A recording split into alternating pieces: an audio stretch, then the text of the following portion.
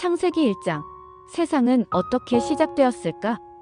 안녕하세요. 여러분과 함께 성경 이야기를 나눌 쉬운 성경 공부입니다. 혹시 이런 생각 해보신 적 있나요? 우리가 사는 이 세상은 어떻게 시작된 걸까? 과학책을 보면 우주의 빅뱅 이야기도 있고 진화론 이야기도 있죠. 그런데 성경은 세상이 하나님의 말씀으로 창조되었다고 이야기해요. 오늘은 그 첫 번째 장, 창세기 1장의 놀라운 창조 이야기를 살펴볼게요. 정말 흥미롭고 생각할 거리가 많으니 끝까지 함께 해주세요. 창세기 1장은 마치 영화의 오프닝 장면 같아요. 시작은 이렇게 말하죠. 태초에 하나님이 천지를 창조하시니라. 여기서 태초는 시간이 시작된 순간을 말해요. 그리고 하나님은 세상을 말씀으로 창조하셨어요. 말씀으로요. 하나님은 6날 동안 하나씩 세상을 만드셨어요. 차근차근 한번 살펴볼까요? 첫째 날 하나님은 빛을 창조하셨어요. 어둠 속에서 빛이 있으라. 고 말씀하시니 빛이 생겼고 낮과 밤이 나뉘었어요. 우리가 매일 보는 아침과 저녁의 시작이 바로 이 순간이에요. 둘째 날 하늘과 물을 나누셨어요. 하늘을 보며 맑은 공기를 마시는 것, 이게 바로 하나님이 만드신 거예요. 셋째 날 땅과 바다를 나누시고 땅에는 풀, 나무, 그리고 과일들이 자라게 하셨어요. 여러분이 좋아하는 과일, 예를 들어 사과나 포도도 이때 생긴 거죠. 넷째 날에는 달, 해, 별들을 만드셨어요. 여기서 저는 이런 상상을 해요. 하나님이 우주를 꾸미면서 반짝이는 별들을 손으로 하나씩 놓으셨을 거라고요. 다섯째 날 바다에는 물고기, 하늘에는 새들을 만드셨어요. 돌고래가 헤엄치고 독수리가 하늘을 나는 모습, 이것도 하나님이 만드신 창조물이에요. 여섯째 날, 이날이 가장 특별한 날이에요. 땅에 동물을 만드시고 마지막으로 사람을 만드셨어요. 그런데 사람은 그냥 만든 게 아니에요. 하나님이 자신의 형상대로 만드셨다고 해요. 우리가 사랑하고 생각하고 창조적인 일을 할 수 있는 이유가 바로 여기에 있어요. 일곱째 날 하나님은 모든 것을 완성하시고 쉬셨어요. 이건 단순히 피곤해서 쉬셨다는 게 아니라 창조를 완성하시고 만족하며 기뻐하신 거예요. 이 6날 동안 하나님은 보시기에 좋았더라고 반복해서 말씀하세요. 세상을 만드시면서 이건 정말 멋지다 라고 감탄하신 거죠. 우리도 가끔 그런 경험 있잖아요. 예를 들어 요리를 정말 맛있게 만들었을 때, 아니면 그림을 잘 그렸을 때 와, 내가 잘했네 하는 그런 느낌이요. 하나님도 그렇게 기뻐하신 거예요. 그렇다면 창세기 1장이 우리에게 무엇을 말해줄까요? 우리는 우연히 생긴 존재가 아니에요. 세상은 하나님이 계획하시고 창조하신 작품이에요. 그리고 그 작품의 중심에는 바로 우리가 있어요. 하나님은 우리를 특별히 만드셨고, 그래서 우리는 그분께 소중한 존재예요. 세상은 사랑으로 가득한 하나님의 선물이에요. 매일 보는 하늘, 먹는 음식, 가족과 친구들까지 다 하나님의 선물이죠. 우리가 이 세상에서 감사해야 할 이유가 바로 여기 있어요. 우리는 세상을 돌보아야 하는 책임이 있어요. 하나님이 사람에게 세상을 다스리고 가꾸라고 하셨어요. 그러니까 환경을 지키고 자연을 사랑하는 일도 하나님의 뜻이에요. 예를 들어 플라스틱 쓰레기를 줄이거나 나무를 심는 일도 창세기 1장의 메시지를 실천하는 방법이 될 수 있어요. 오늘 창세기 1장을 함께 살펴봤는데요. 정리해 볼게요. 첫째, 우리는 하나님이 정성스럽게 만드신 특별한 존재예요. 둘째, 세상은 하나님의 아름다운 작품이에요. 셋째, 우리는 이 세상을 잘 돌보며 살아가야 해요. 마지막으로 한 가지 제안을 드릴게요. 오늘 하루 자연을 보거나 거울 속에 자신을 보며 한번 생각해 보세요. 나는 하나님이 사랑으로 만드신 작품이구나 라고요. 그리고 하나님께 감사하는 시간을 가져보세요. 오늘 이야기가 여러분의 삶에 조금이라도 힘이 되었으면 좋겠어요. 마지막으로 창세기 1장 읽어보며 마무리할게요. 앞으로 함께 더 많은 성경 이야기를 나눠요. 감사합니다. 창세기 1장 1절부터 31절 말씀. 태초에 하나님이 천지를 창조하시니라. 땅이 혼돈하고 공허하며 흑암이 깊음 위에 있고 하나님의 신은 수면에 운행하시니라. 하나님이 가라사대 빛이 있으라 하심에 빛이 있었고 빛이 하나님이 보시기에 좋았더라. 하나님이 빛과 어두움을 나누사 빛을 낮이라 칭하시고 어두움을 밤이라 칭하시니라. 저녁이 되며 아침이 되니 이는 첫째 날이니라. 하나님이 가라사대 물 가운데 궁창이 있어 물과 물로 나뉘게 하라 하시고 하나님이 궁창을 만드사 궁창 아래의 물과 궁창 위에 물로 나뉘게 하시니 그대로 되니라. 하나님이 궁창을 하늘이라 칭하시니라. 저녁이 되며 아침이 되니 이는 둘째 날이니라. 하나님이 가라사대 천하의 물이 한 곳으로 모이고 묻이 드러나라 하심에 그대로 되니라. 하나님이 묻을 땅이라 칭하시고 모인 물을 바다라 칭하시니라. 하나님이 보시기에 좋았더라.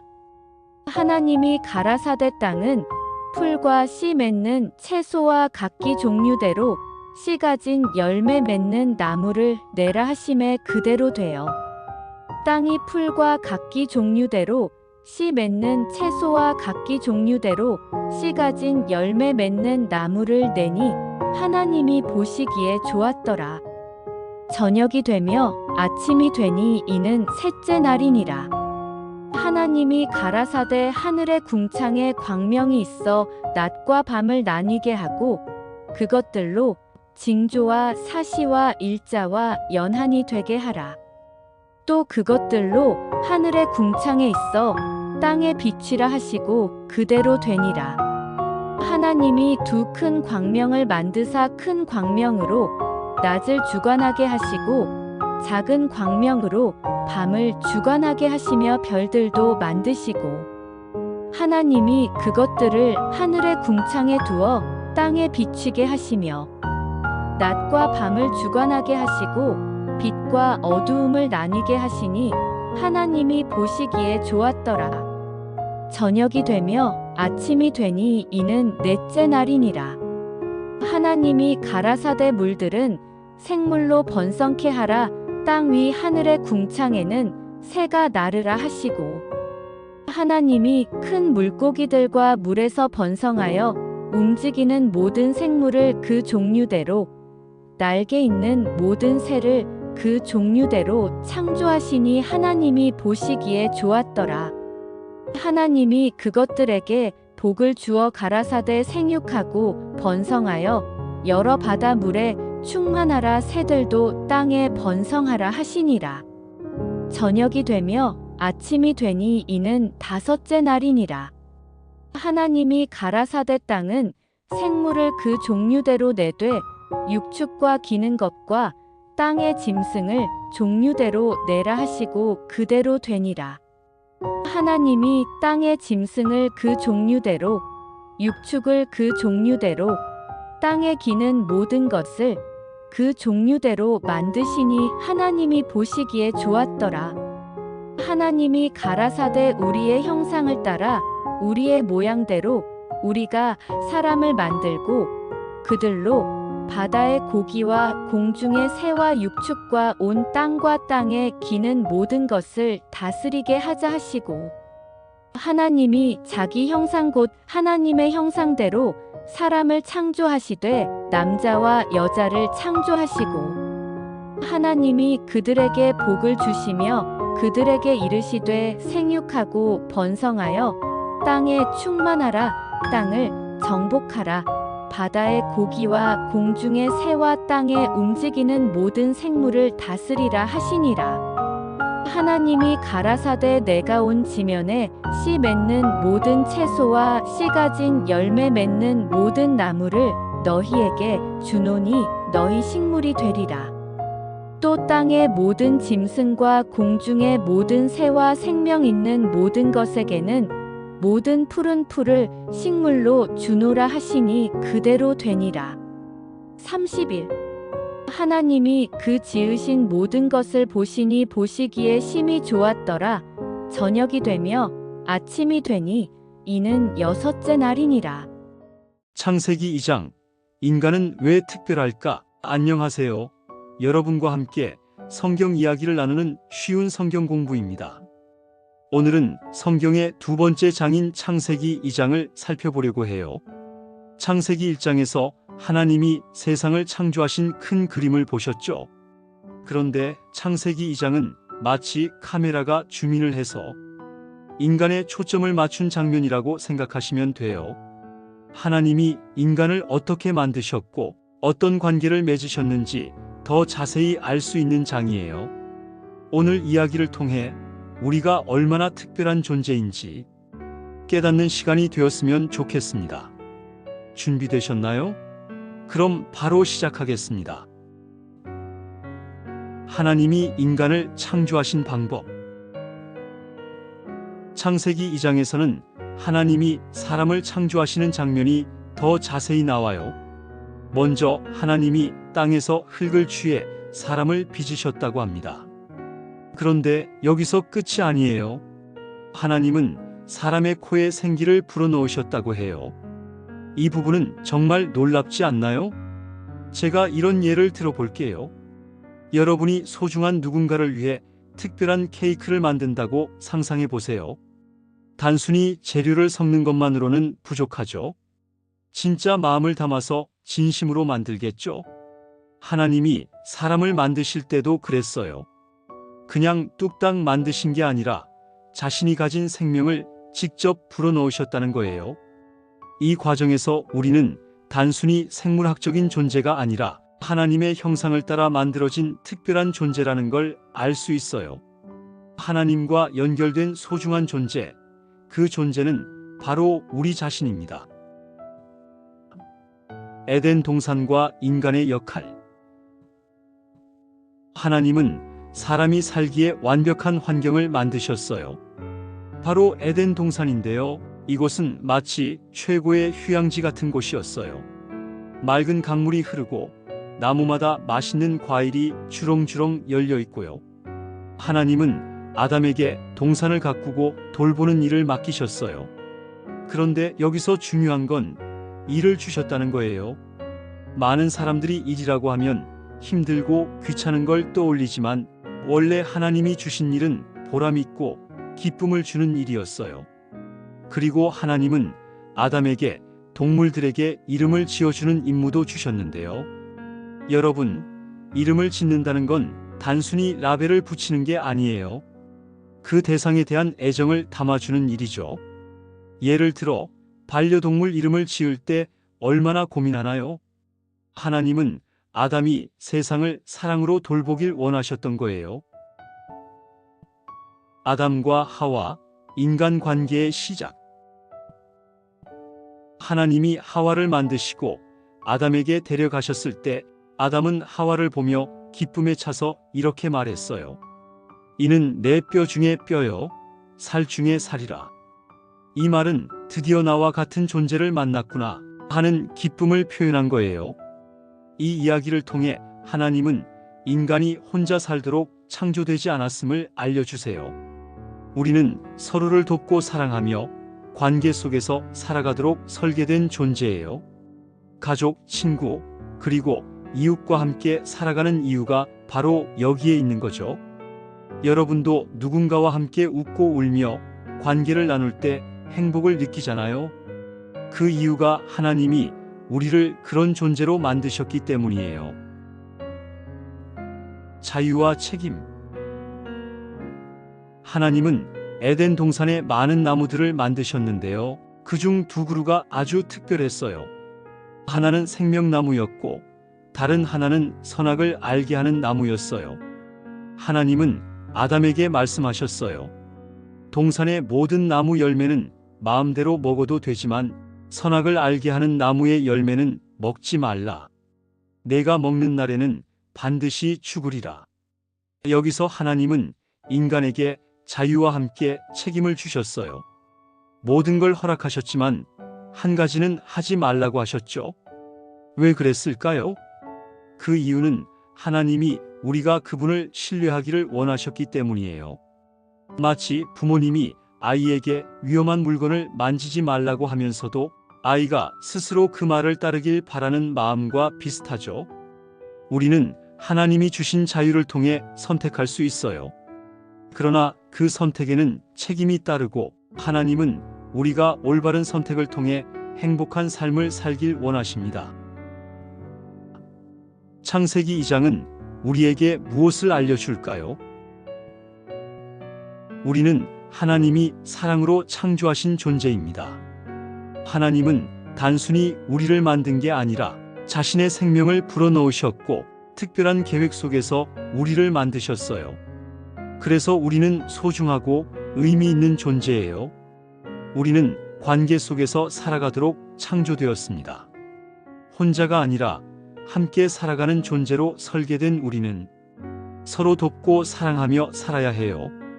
혹시 주변에 외로움을 느끼는 사람이 있다면 따뜻한 말 한마디를 건네보세요. 그게 하나님이 원하시는 모습이에요.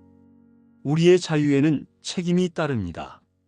우리는 하나님이 주신 선택의 자유를 가지고 있어요. 그러나 그 자유를 하나님을 신뢰하며 사용할 때 가장 행복한 삶을 살 수 있어요. 오늘 하루 거울 속에 자신을 보며 이렇게 생각해 보세요. 나는 하나님이 사랑으로 창조하신 특별한 존재구나. 그리고 하나님께 이렇게 기도해 보세요. 하나님, 제가 당신의 계획 속에서 소중한 존재임을 믿고 당신의 뜻을 따라 살아가게 해주세요. 라고요. 오늘 이야기가 여러분의 삶에 조금이라도 힘과 은혜가 되었으면 좋겠어요. 이제 창세기 2장을 같이 읽어보면 조금 더 쉽게 이해하실 수 있을 거예요. 그럼 마지막으로 창세기 2장을 천천히 같이 읽어보며 이 시간 마무리할게요. 다음에도 더 흥미로운 성경 이야기로 돌아올게요. 감사합니다. 창세기 2장 1절부터 25절 말씀. 1절 천지와 만물이 다 이루니라.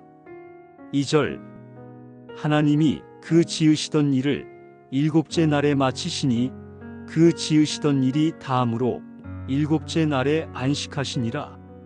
3절 하나님이 그 일곱째 날을 복되게 하사 거룩하게 하셨으니 이는 하나님이 그 창조하시며 만드시던 모든 일을 마치시고 이날에 안식하셨음이니라. 4절 이것이 천지가 창조될 때의 하늘과 땅의 내력이라. 여호와 하나님이 땅과 하늘을 만드실 때에. 5절 여호와 하나님이 땅에 비를 내리지 아니하셨고 땅을 갈 사람도 없으므로 들에는 나무도 없었고 밭에는 채소도 나지 아니하였으며. 6절 안개만 땅에서 올라와 온 지면을 적셨더라. 7절 여호와 하나님이 흙으로 사람을 지으시고 생기를 그 코에 불어넣으시니 사람이 생명이 되니라.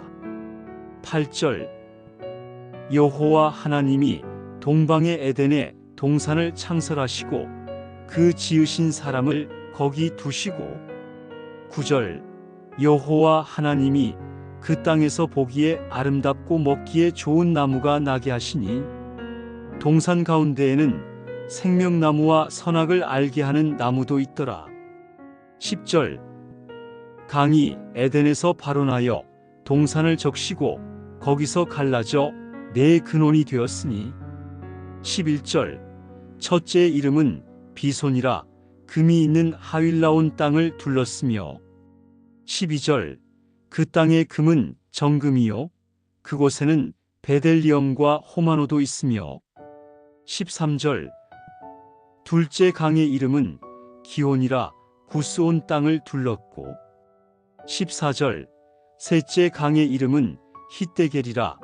아수르 동편으로 흘렀으며 넷째 강은 유브라데더라. 15절 여호와 하나님이 그 사람을 이끌어 에덴 동산에 두사 그것을 다스리며 지키게 하시고.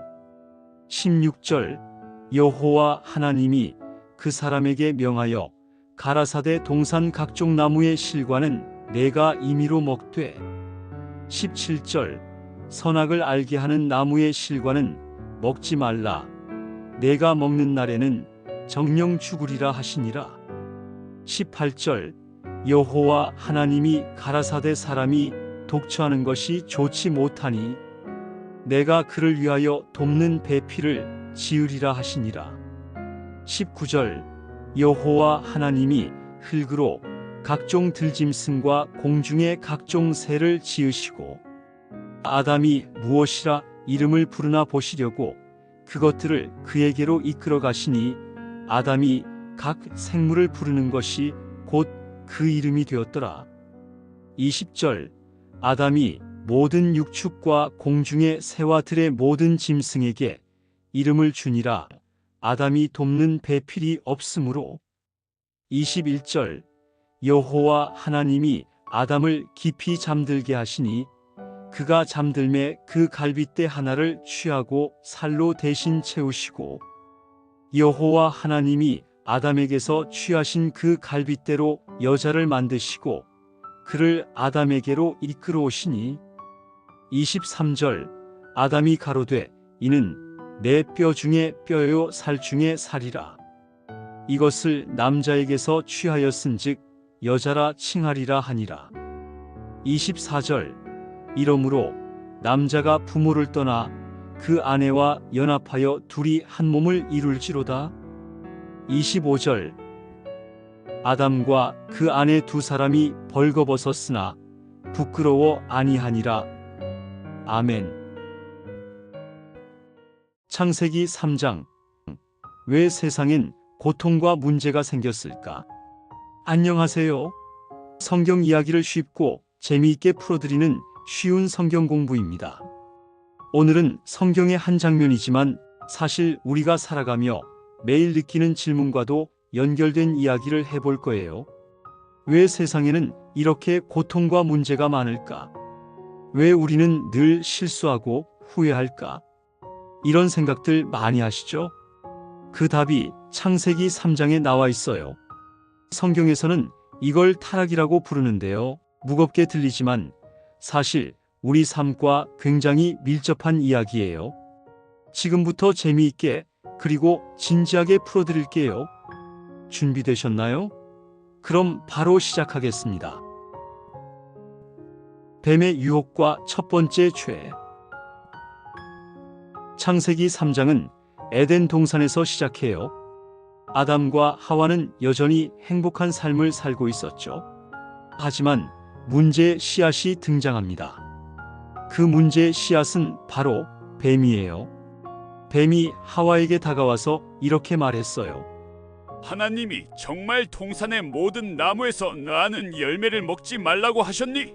하와는 대답했어요. 우리는 모든 나무 열매를 먹을 수 있지만 동산 가운데 있는 나무의 열매는 먹지도 만지지도 말라고 하셨어.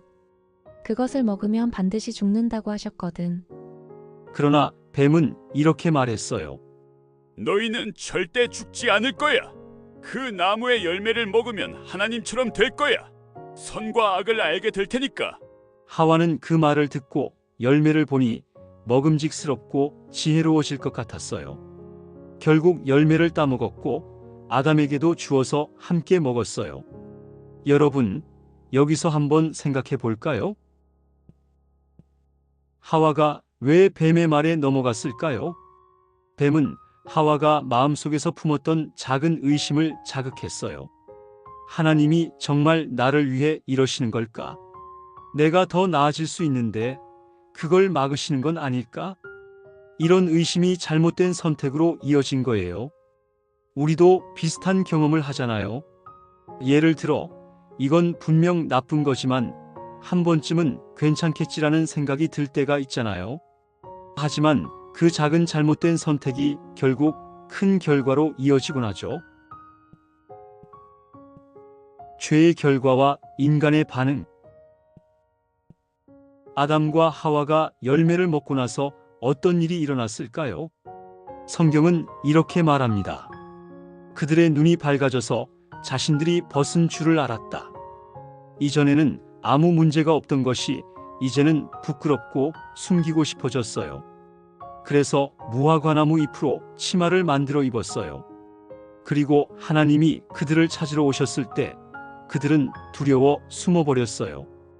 이 장면을 보면서 우리는 죄의 결과를 알 수 있어요. 죄는 우리에게 부끄러움과 두려움을 가져오고 결국 하나님과의 관계를 깨뜨려요. 여러분이 어렸을 때 거짓말을 하고 나서 부모님 앞에 서기 어려웠던 경험은 누구나 있을 거예요. 마음 한구석에 찜찜함과 두려움이 생겨나죠. 죄는 그렇게 우리의 관계를 어색하게 만들고 멀어지게 해요. 하나님의 심판과 은혜. 하나님은 아담과 하와의 죄를 알게 되셨어요. 그리곤 그들에게 결과를 말씀하셨죠. 뱀은 평생 땅을 기어다니며 흙을 먹을 것이고 여자는 고통 속에서 자녀를 낳을 것이며 남자는 땀 흘려야 먹고 살 수 있게 되리라고요. 하지만 여기서 끝이 아니에요. 하나님은 그들에게 은혜도 주셨어요. 그들이 수치심을 느끼고 나뭇잎 옷을 만들어 입었을 때 하나님은 동물 가죽 옷을 만들어 아담과 하와에게 입히셨어요. 이건 단순히 옷을 입혀주신 게 아니라 그들의 죄를 덮어주셨다는 의미와 상징이에요. 그리고 또 하나, 하나님은 죄와 악이 이 세상을 지배하게 두지 않으실 것을 약속하세요. 여자의 후손이 뱀의 머리를 밟을 것이라는 약속이에요. 이는 나중에 예수님을 통해 이루어질 하나님의 구원의 계획을 예고하신 거죠. 창세기 3장은 우리에게 무엇을 알려줄까요? 창세기 3장은 우리에게 큰 교훈을 주고 있어요. 작은 의심과 잘못된 선택이 큰 결과를 가져온다는 교훈을요.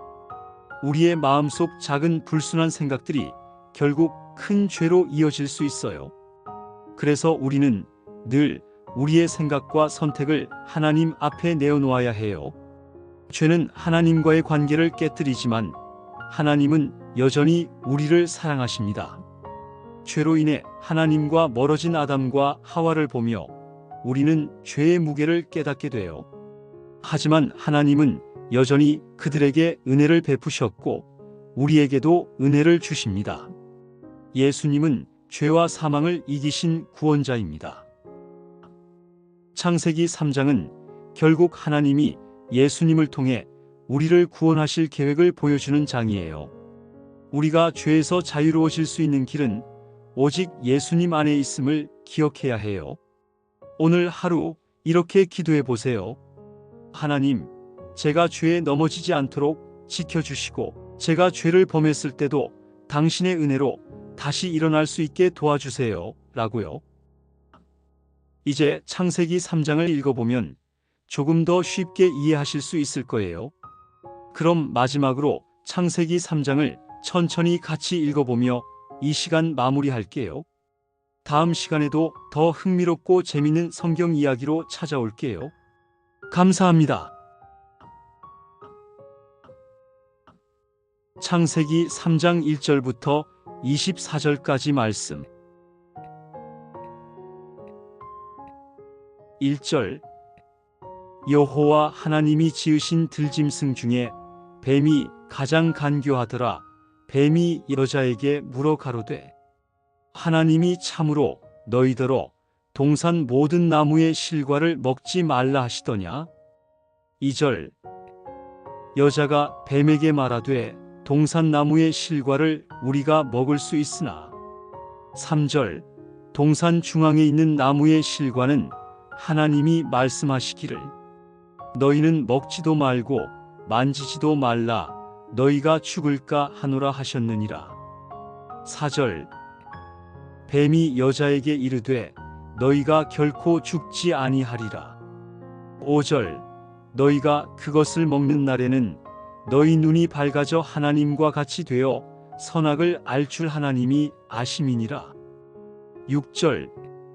여자가 그 나무를 본즉 먹음직도 하고 보암직도 하고 지혜롭게 할 만큼 탐스럽기도 한 나무인지라 여자가 그 실과를 따먹고 자기와 함께한 남편에게도 주매 그가 먹은지라. 7절 이에 그들의 눈이 밝아져 자기들이 벗은 줄을 알고 무화과나무 잎을 엮어 치마를 하였더라. 8절 그들이 날이 서늘할 때에 동산에 거니시는 여호와 하나님의 소리를 듣고 아담과 그 아내가 여호와 하나님의 낯을 피하여 동산 나무 사이에 숨은지라. 9절 여호와 하나님이 아담을 부르시며 그에게 이르시되 내가 어디 있느냐. 10절 가로되 내가 동산에서 하나님의 소리를 듣고 내가 벗었으므로 두려워하여 숨었나이다. 11절 가라사대 누가 너의 벗었음을 내게 고하였느냐. 내가 너더러 먹지 말라 명한 그 나무 실과를 내가 먹었느냐. 12절 아담이 가로되 하나님이 주셔서 나와 함께 하신 여자 그가 그 나무 실과를 내게 주므로 내가 먹었나이다. 13절 여호와 하나님이 여자에게 이르시되 내가 어찌하여 이렇게 하였느냐. 여자가 가로되 뱀이 나를 꿰므로 내가 먹었나이다. 14절 여호와 하나님이 뱀에게 이르시되 내가 이렇게 하였으니 내가 모든 육축과 들짐승보다 더욱 저주를 받아 배로 다니고 종신토록 흙을 먹을지니라. 15절 내가 너로 여자와 원수가 되게 하고 내 후손도 여자의 후손과 원수가 되게 하리니 여자의 후손은 내 머리를 상하게 할 것이요 너는 그의 발꿈치를 상하게 할 것이니라 하시고 16절 또 여자에게 이르시되 내가 내게 잉태하는 고통을 크게 더하리니 내가 수고하고 자식을 낳을 것이며 너는 남편을 원하고 남편은 너를 다스릴 것이니라 하시고 17절 아담에게 이르시되 내가 내 아내의 말을 듣고 내가 너더러 먹지 말라 한 나무 실과를 먹었은즉 땅은 너로 인하여 저주를 받고 너는 종신토록 수고하여야 그 소산을 먹으리라. 18절 땅이 내게 가시덤불과 엉겅퀴를 낼 것이라 내가 먹을 것은 밭의 채소인즉 19절 내가 얼굴에 땀이 흘러야 식물을 먹고 필경 흙으로 돌아가리니 그 속에서 내가 취함을 입었음이라 너는 흙이니 흙으로 돌아갈 것이니라 하시니라. 20절 아담이 그 아내의 이름을 하와라 불렀으니 그는 모든 산자의 어미가 됨이더라. 21절 여호와 하나님이 아담과 그 아내를 위하여 가죽옷을 지어 입히시니라. 22절 여호와 하나님이 가라사대 보라 이 사람이 선악을 아는 일에 우리 중 하나같이 되었으니 그가 그 손을 들어 생명나무 실과도 따먹고 영생할까 하노라 하시고 23절 여호와 하나님이 에덴 동산에서 그를 내어 보내어 그의 근본된 땅을 갈게 하시니라. 24절 이같이 하나님이 그 사람을 쫓아내시고 에덴 동산 동편에 그룹들과 두루 도는 화염검을 두어 생명나무의 길을 지키게 하시니라. 아멘. 창세기 4장 가인과 아벨의 이야기 우리 안의 갈등과 하나님의 은혜. 안녕하세요. 성경을 쉽고 재미있게 풀어드리는 쉬운 성경 공부입니다. 오늘은 성경에서 처음으로 형제 사이의 이야기가 등장하는 창세기 4장을 다뤄볼 건데요. 이 이야기는 단순히 형제 간의 갈등 이야기를 넘어 우리가 가진 죄성 그리고 하나님께서 우리에게 주시는 은혜와 경고에 대한 메시지를 담고 있어요. 혹시 이런 경험 있으신가요? 누군가를 부러워하거나 질투했던 적, 혹은 내가 열심히 했는데도 결과가 마음대로 안 돼서 억울했던 적. 오늘의 이야기는 이런 우리 삶의 감정과도 깊이 연결되어 있어요. 자, 준비되셨나요? 그럼 바로 시작하겠습니다. 가인과 아벨의 제사. 창세기 4장은 아담과 하와가 에덴 동산에서 쫓겨난 후의 이야기를 다루고 있어요. 그들은 이제 두 아들 가인과 아벨을 낳았습니다. 가인은 농사꾼이 되었고 아벨은 양을 치는 목자가 되었죠. 어느 날 가인과 아벨은 하나님께 제사를 드리게 됩니다. 가인은 땅에서 난 곡식으로, 아벨은 자기 양떼 가운데 첫 새끼와 기름을 하나님께 드렸어요. 그런데 여기서 문제가 생깁니다. 하나님은 아벨과 그의 제물을 받으셨지만 가인과 그의 제물은 받지 않으셨어요. 가인은 그 사실에 크게 화가 나고 얼굴이 어두워졌죠. 여기서 많은 사람들이 질문을 합니다. 왜 하나님은 아벨의 제사는 받으시고 가인의 제사는 받지 않으셨을까? 성경은 그 이유를 정확히 설명하진 않지만 히브리서 11장 4절을 보면 이렇게 말합니다. 믿음으로 아벨은 가인보다 더 나은 제사를 하나님께 드렸습니다.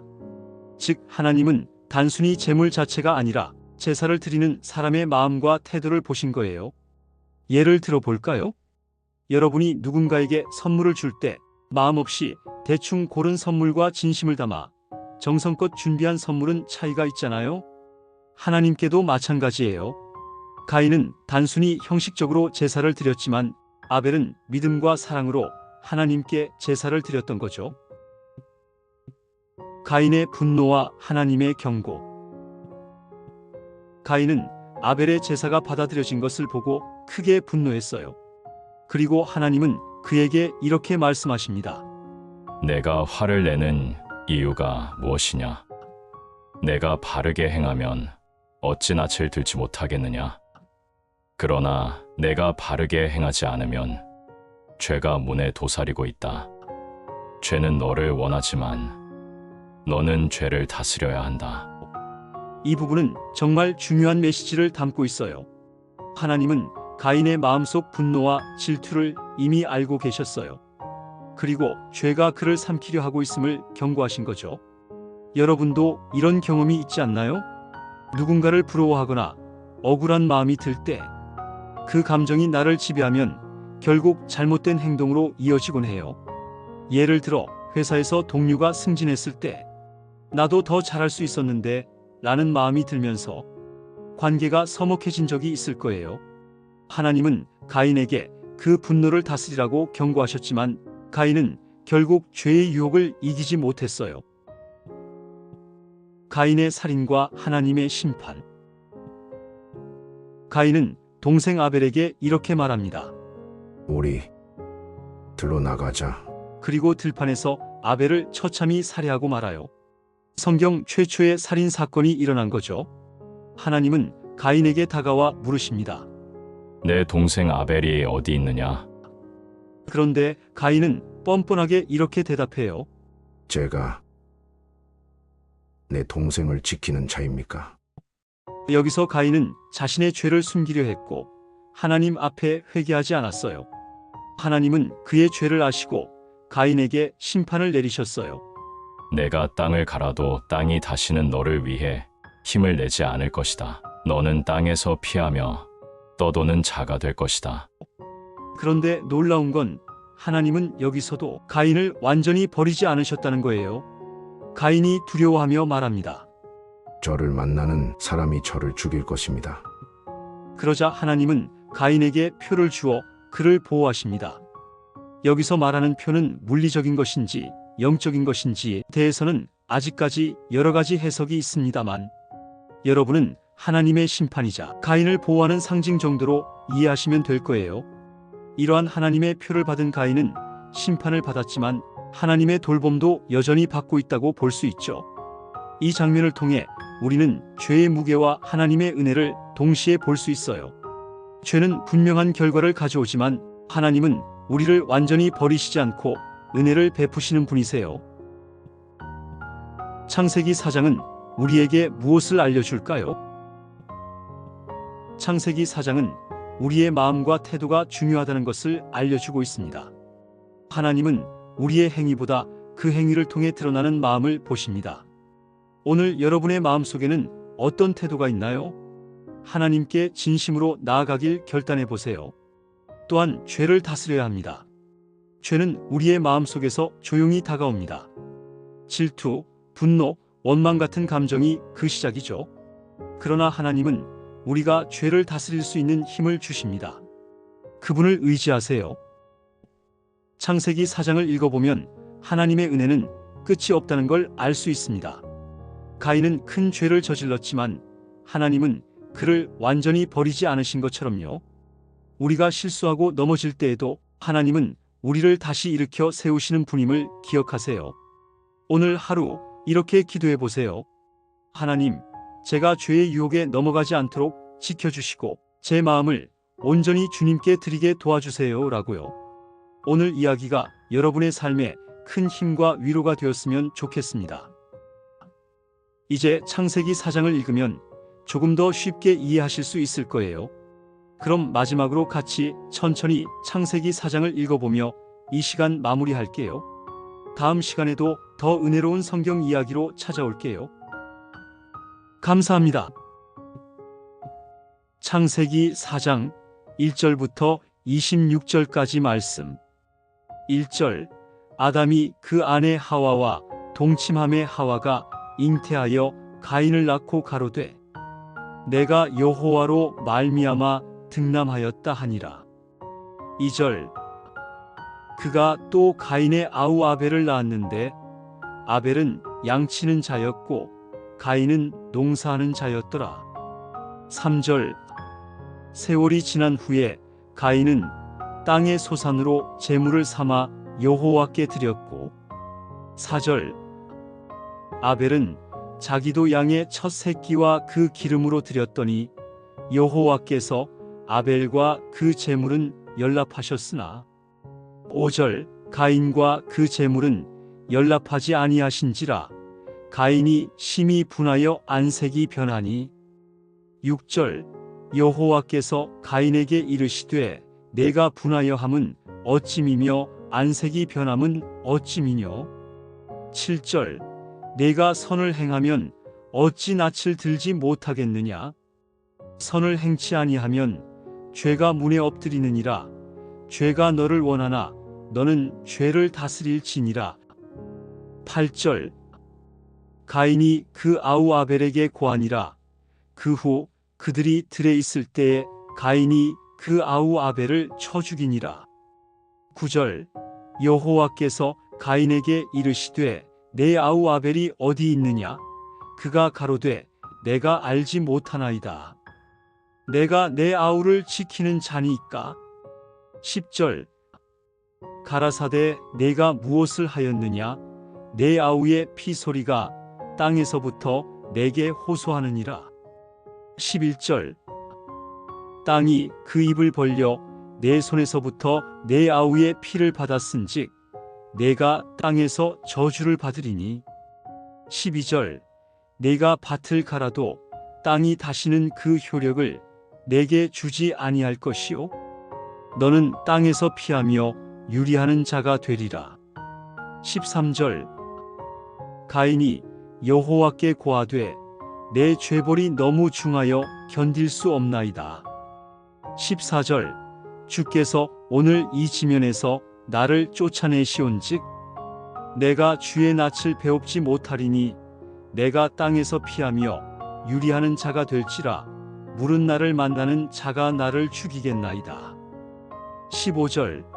여호와께서 그에게 이르시되 그렇지 않다. 가인을 죽이는 자는 벌을 7배나 받으리라 하시고 가인에게 표를 주사 만나는 누구에게든지 죽임을 면케 하시니라. 16절. 가인이 여호와 앞을 떠나서 에덴 동편 놋 땅에 거하더니 17절. 아내와 동침함에 그가 잉태하여 에녹을 낳은지라 가인이 성을 쌓고 그 아들의 이름으로 성을 이름하여 에녹이라 하니라. 18절. 에녹이 이랏을 낳았고 이랏은 무후야엘을 낳았고 무후야엘은 무두사엘을 낳았고 무두사엘은 라멕을 낳았더라. 19절. 라멕이 두 아내를 취하였으니 하나의 이름은 아다요 하나의 이름은 실라며 20절. 아다는 야발을 낳았으니 그는 장막에 거하며 육축을 치는 자의 조상이 되었고 21절 그 아우의 이름은 유발이니 그는 수금과 퉁소를 잡는 모든 자의 조상이 되었으며 22절 실라는 두발 가인을 낳았으니 그는 구리와 쇠로 여러 가지 기계를 만드는 자요 두발 가인의 누이는 나아마이였더라. 23절 라멕이 아내들에게 이르되 아다와 실라여 내 소리를 들으라. 라멕의 아내들이여 내 말을 들으라. 나의 상처를 인하여 내가 사람을 죽였고 나의 상함을 인하여 소년을 죽였도다. 24절 가인을 위하여는 벌이 7배일진데 라멕을 위하여는 벌이 77배이리로다 하였더라. 25절 아담이 다시 아내와 동침하매 그가 아들을 낳아 그 이름을 셋이라 하였으니 이는 하나님이 내게 가인의 죽인 아벨 대신에 다른 씨를 주셨다 함이며 26절 셋도 아들을 낳고 그 이름을 에노스라 하였더라. 그때 사람들이 비로소 여호와의 이름을 불렀더라. 아멘. 창세기 5장 족보 속에 담긴 하나님의 구속 계획.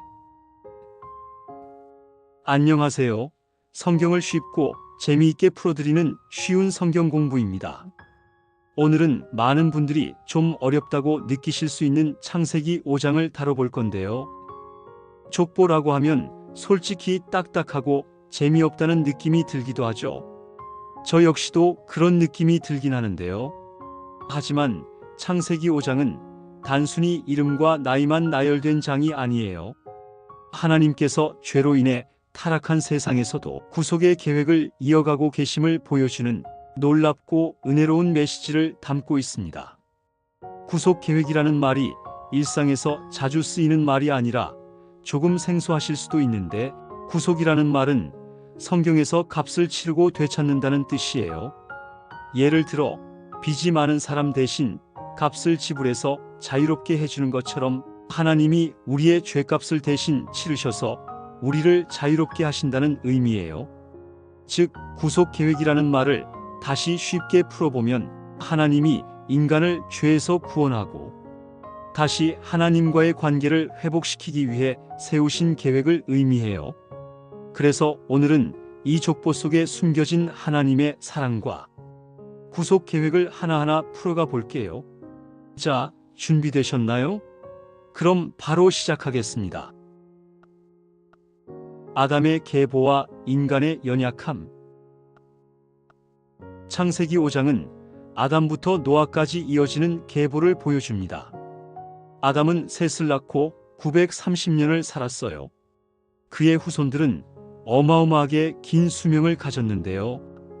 그중 가장 유명한 인물이 에녹과 무드셀라, 그리고 노아입니다. 그런데 이 족보에서 반복적으로 등장하는 구절이 있어요. 누구누구는 몇 년을 살고 죽었더라 라는 구절인데요. 이 단순한 표현이 우리에게 아주 중요한 메시지를 줍니다. 바로 하나님께서 아담과 하와에게 약속하신 죽음이 실제로 이루어지고 있다는 거예요. 여러분, 기억하시나요? 에덴 동산에서 하나님께서는 선악과를 따먹으면 정령 죽으리라라고 하셨어요. 비록 그들은 바로 죽지 않았지만 죄로 인해 결국 죽음이 찾아왔습니다. 족보는 이 죽음의 현실을 보여주는 동시에 하나님께서 여전히 인간을 통해 계획을 이어가고 계심을 나타냅니다. 그렇다면 여기서 우리는 어떤 교훈을 얻을 수 있을까요? 하나님은 우리의 죄를 결코 가볍게 여기지 않으십니다. 죄는 반드시 결과를 가져오죠. 하지만 동시에 하나님은 우리의 죄에도 불구하고 은혜의 계획을 멈추지 않으셨습니다. 성경에 적혀있는 족보는 인간의 연약함과 하나님의 신실함이 교차하는 곳으로 볼 수 있어요. 에녹의 삶, 하나님과 동행하다. 창세기 5장에서 가장 주목해야 할 인물은 바로 에녹입니다. 족보를 보면 에녹에 대한 특별한 표현이 있어요. 에녹은 하나님과 동행하더니 하나님이 그를 데려가심으로 세상에 있지 아니하였더라 라는 표현인데요. 에녹은 365년을 살았다고 합니다. 그 삶에서 하나님과 깊은 교제를 나누며 동행한 삶을 살았어요. 그의 삶은 죽음 없이 하나님께 직접 올라가는 놀라운 결과로 이어졌죠. 하나님과 동행한다는 건 무슨 의미일까요? 단순히 하루에 성경 한 장 읽고 기도 몇 마디 하는 게 아니에요. 하나님과 동행한다는 건 매 순간 하나님의 뜻을 구하며 하나님과 함께 걷는 삶을 사는 거예요. 이제 이 부분을 여러분의 삶에 적용해 볼 건데요. 우리는 일상에서 누구와 가장 많은 시간을 보내나요? 가족, 친구, 동료 등등이 있죠. 하지만 우리 주변에 그 누구보다도 우리와 동행하시길 원하시는 분이 바로 하나님이에요. 예를 들어 출근길에 기도하며 하루를 시작하거나 어려운 결정을 앞두고 하나님의 뜻을 구하는 것이 바로 하나님과 동행하는 삶의 첫 시작이 될 수 있어요. 에녹의 이야기는 우리에게 이렇게 말해주고 있습니다. 하나님과 동행하는 삶은 이 땅에서의 죽음을 넘어 영원한 생명으로 이어진다 라고요. 오늘부터 우리도 에녹처럼 하나님과 동행하는 삶을 결단해 보는 건 어떨까요? 무두셀라와 하나님의 인내. 에녹의 아들 무두셀라는 성경에서 가장 긴 수명을 가진 사람으로 유명합니다. 그는 무려 969년을 살았어요. 그런데 무두셀라의 이름에는 특별한 의미가 있습니다. 그가 죽으면 심판이 온다는 뜻이에요. 실제로 무두셀라가 죽은 해에 노아의 홍수가 시작됩니다. 여기서 우리는 하나님의 인내하심을 볼 수 있어요. 무두셀라의 긴 수명은 하나님께서 죄로 가득한 세상을 오래 참으시며 회개의 기회를 주셨다는 증거입니다. 하지만 결국 하나님의 심판은 이루어졌죠. 여러분, 하나님은 지금도 우리를 참아주시고 기다리고 계십니다. 우리가 죄 속에 있을 때도 하나님은 우리를 심판하지 않고 회개의 기회를 주십니다. 하지만 이 기회가 영원하지 않다는 것도 잊지 말아야 해요. 이 영상을 보시는 분들은 무두셀라의 이야기를 통해 지금 우리에게 주어진 은혜의 시간을 감사하며 하나님께 나아가길 소망합니다.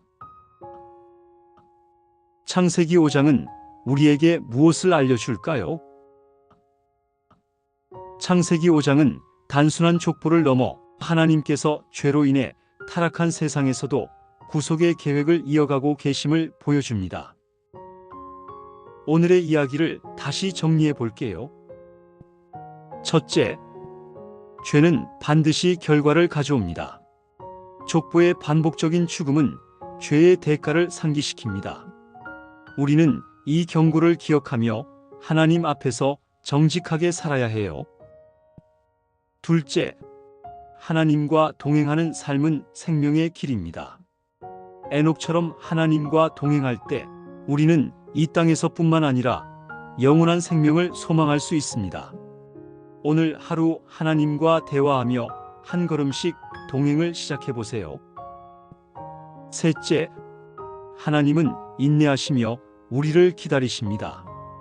무두셀라의 긴 수명은 하나님의 오래 참으심을 보여줍니다. 지금 우리에게 주어진 시간은 회개하고 하나님께 나아갈 수 있는 기회입니다. 이 기회를 놓치지 마세요. 마지막으로 이렇게 기도하며 마무리해 볼게요. 하나님, 죄 많은 저를 오래 참아주시고 은혜를 주셔서 감사합니다. 오늘도 하나님과 동행하는 삶을 살게 해주시고 주어진 시간을 헛되이 보내지 않도록 도와주세요. 라고요. 이 영상이 하나님과 동행하는 여러분의 삶에 큰 은혜가 되길 바랍니다. 이제 창세기 5장을 읽어보면 조금 더 쉽게 이해하실 수 있을 거예요. 그럼 마지막으로 같이 천천히 창세기 5장을 읽어보며 이 시간 마무리할게요. 다음 시간에는 더 흥미로운 이야기로 찾아뵐게요. 감사합니다. 창세기 5장 1절부터 32절까지 말씀. 1절. 아담 자손의 계보가 이러하니라. 하나님이 사람을 창조하실 때 하나님의 모양대로 지으시되. 2절. 남자와 여자를 창조하셨고 저희에게 복을 주시고 저희를 창조하신 날에 그 이름을 사람이라 칭하셨더라. 3절. 아담은 130세에 자기의 모양 곧 자기의 형상과 같은 아들을 낳아 이름을 셋이라 하였고. 4절. 아담이 셋을 낳은 후 800년을 지내며 자녀를 낳았으며.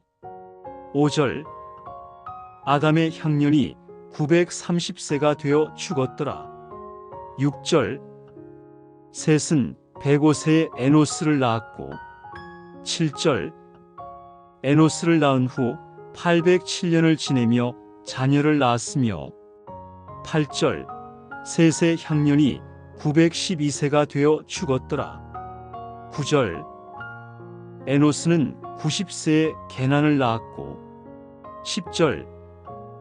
게난을 낳은 후 815년을 지내며 자녀를 낳았으며. 11절. 에노스의 향년이 905세가 되어 죽었더라. 12절. 게난은 70세에 마할랄레를 낳았고. 13절. 마할랄레를 낳은 후 840년을 지내며 자녀를 낳았으며. 14절. 게난의 향년이 910세가 되어 죽었더라. 15절. 마할랄렐은 65세에 야렛을 낳았고. 16절. 야렛을 낳은 후 830년을 지내며 자녀를 낳았으며. 17절. 마할랄렐의 향년이 895세가 되어 죽었더라. 18절. 야렛은 162세에 에녹을 낳았고. 19절. 에녹을 낳은 후 800년을 지내며 자녀를 낳았으며. 20절. 야렛의 향년이 962세가 되어 죽었더라. 21절. 에녹은 65세에 무두셀라를 낳았고. 22절. 무두셀라를 낳은 후 300년을 하나님과 동행하며 자녀를 낳았으며. 23절. 에녹의 향년이 365세라. 24절. 에녹이 하나님과 동행하더니 하나님이 저를 데려가심으로 세상에 있지 아니하였더라. 25절. 무두셀라는 187세에 라멕을 낳았고. 26절. 라멕을 낳은 후 782년을 지내며 자녀를 낳았으며. 27절. 무두셀라의 향년이 969세가 되어 죽었더라. 28절. 라멕은 182세에 아들을 낳았고. 29절. 이름을 노아라 칭하여 가로되 여호와께서 땅을 저주하심으로 수고롭게 일하는 우리를 이 아들이 아니하리라 하였더라. 30절. 라멕이 노아를 낳은 후 595년을 지내며 자녀를 낳았으며. 31절. 라멕의 향년이 777세가 되어 죽었더라. 32절. 노아는 500세 된 후에 셈과 함과 야벳을 낳았더라. 아멘. 창세기 6장. 심판 속에서 발견한 하나님의 은혜와 구원. 안녕하세요. 성경을 쉽고 재미있게 풀어드리는 쉬운 성경 공부입니다. 여러분, 혹시 홍수 심판 이야기를 들어보셨나요? 바로 여러분들이 잘 알고 있는 노아의 방주 이야기인데요. 노아의 방주를 주제로 영화도 제작이 됐었죠. 창세기 6장은 바로 그 이야기의 시작점인데요. 세상이 죄로 가득 찼을 때 하나님께서 노아라는 한 사람을 통해 구원의 길을 여신 놀라운 장면이 담겨 있어요. 오늘은 왜 하나님이 심판을 내리셨는지, 그리고 심판 가운데서도 얼마나 놀라운 은혜를 베푸셨는지 하나하나 살펴볼게요. 노아의 이야기를 통해 오늘날 우리 삶에 어떤 메시지를 주시는지도 함께 나눠보겠습니다. 자, 그럼 시작해 볼까요? 세상의 죄악, 하나님의 심판의 이유. 창세기 6장은 이렇게 시작합니다. 사람들이 땅 위에 번성하기 시작할 때에 그들의 딸들이 태어나매. 창세기 6장 1절 말씀. 당시 사람들은 수가 많아졌지만 그들 가운데 죄악도 함께 커졌어요. 6장 5절에서는 이렇게 말합니다. 여호와께서 사람의 죄악이 세상에 가득함과 그의 마음으로 생각하는 모든 계획이 항상 악할 뿐임을 보시고. 이 구절을 읽을 때 저는 오늘날 우리의 모습을 떠올리게 돼요. 우리는 뉴스에서 매일같이 범죄와 부정, 그리고 타락한 모습을 보게 되죠. 그런데 이런 상황은 창세기 당시에도 마찬가지였어요. 인간의 마음은 죄로 가득 차 있었고 하나님이 보시기에 그것은 너무나 슬픈 일이었습니다. 그래서 하나님은 심판을 결심하십니다. 내가 창조한 사람을 지면에서 쓸어버리되 사람뿐 아니라 가축과 기는 것과 공중의 새까지도 그러하리니. 창세기 6장 7절 말씀. 여러분, 여기서 중요한 메시지가 있어요. 하나님은 심판을 내리시는 분이지만 그 심판은 단순한 분노에서 나오는 게 아니에요. 하나님의 심판은 죄를 미워하시는 하나님의 거룩함에서 나옵니다. 우리는 여기서 죄를 가볍게 여기지 않으시는 하나님의 성품을 깨닫게 돼요. 이 대목을 우리 삶에 적용해 볼까요? 우리도 죄에 대해 둔감해지기 쉽습니다.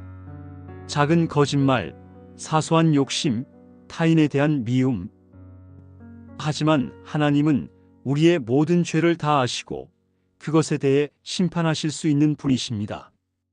이걸 기억할 때 우리는 죄를 대하는 태도를 바꿀 수 있어요. 가볍게 넘기지 않고 하나님 앞에서 회개하는 마음을 가지는 거죠. 노아, 은혜를 입은 한 사람. 그런데 심판만 있다면 너무 절망적이지 않았을까요? 놀랍게도 창세기 6장 8절은 이렇게 말합니다. 그러나 노아는 여호와께 은혜를 입었더라. 세상이 죄로 가득 찼지만 하나님은 여전히 한 사람을 통해 구원의 계획을 이루고자 하셨어요. 노아는 어떤 사람이었을까요? 6장 9절은 노아를 이렇게 소개합니다. 노아는 의인이요 당대의 완전한 자라. 그는 하나님과 동행하였으며. 노아는 에녹처럼 하나님과 동행한 사람이었어요. 그의 삶은 당대의 사람들과는 분명히 달랐죠. 그는 하나님의 말씀에 귀를 기울이고 순종하는 사람이었습니다. 여러분, 생각해 보세요. 만약 여러분이 노아의 입장이었다면 어떨 것 같으세요? 하나님께서 방주를 만들어라 고 하셨을 때 세상 사람들은 노아를 비웃었을 거예요. 비가 온다고? 말도 안 돼. 하며 조롱했겠죠. 하지만 노아는 사람들의 반응에 흔들리지 않았습니다. 그는 하나님의 말씀에 온전히 순종했어요. 노아의 이야기는 우리에게 중요한 도전을 줍니다. 오늘날에도 하나님은 우리에게 순종을 요구하세요.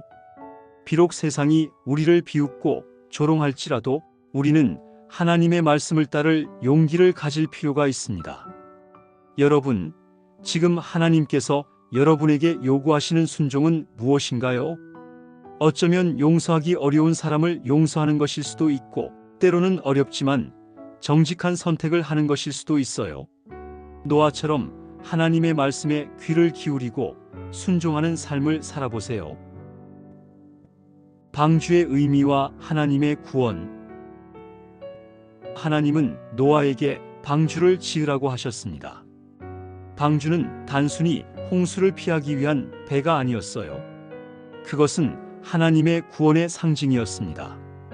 방주의 크기와 설계도는 하나님이 직접 알려주셨는데요. 길이 300규빗, 너비 50규빗, 높이 30규빗이라는 엄청난 크기의 배였습니다. 크기가 잘 가늠이 안 되시죠?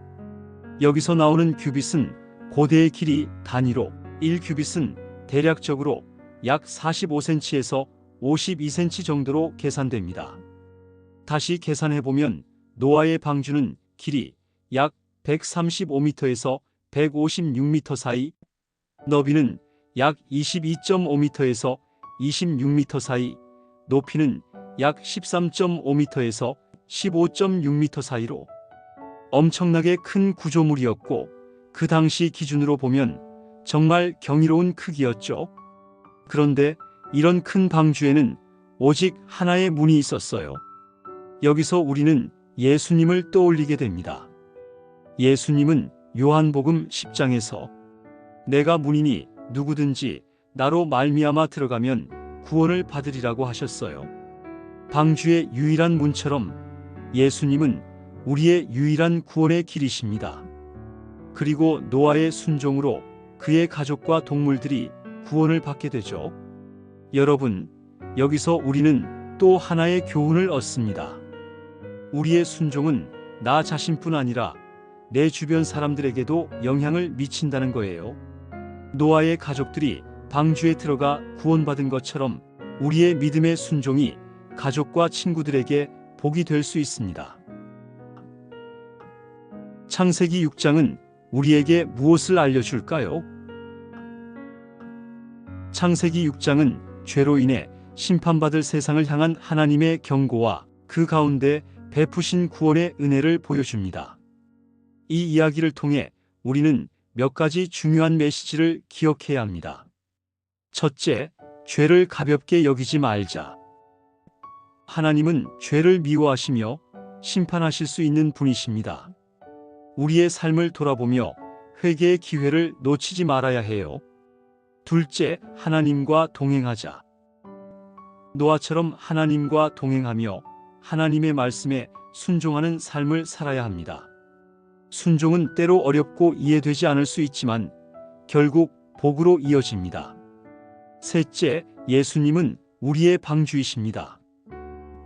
방주의 유일한 문처럼 예수님은 우리의 유일한 구원의 길입니다. 오늘도 예수님을 통해 구원을 확신하며 살아가길 소망합니다. 마무리하면서 함께 기도하겠습니다. 하나님, 죄로 가득한 세상 가운데서도 구원의 길을 열어주셔서 감사합니다. 저도 노아처럼 하나님과 동행하며 하나님의 뜻에 순종하는 삶을 살게 해주세요. 오늘도 저를 구원의 방주이신 예수님께로 인도해 주세요. 예수님의 이름으로 기도합니다. 아멘. 오늘도 같이 공부한 창세기 6장의 말씀이 여러분의 삶에 큰 은혜가 되길 바랍니다. 이제 창세기 6장을 읽으면 조금 더 쉽게 이해하실 수 있을 거예요. 그럼 마지막으로 같이 천천히 창세기 6장을 읽어보며 이 시간 마무리할게요. 다음 시간에도 더 흥미롭고 은혜로운 이야기로 찾아뵙겠습니다. 감사합니다. 창세기 6장 1절부터 22절까지 말씀.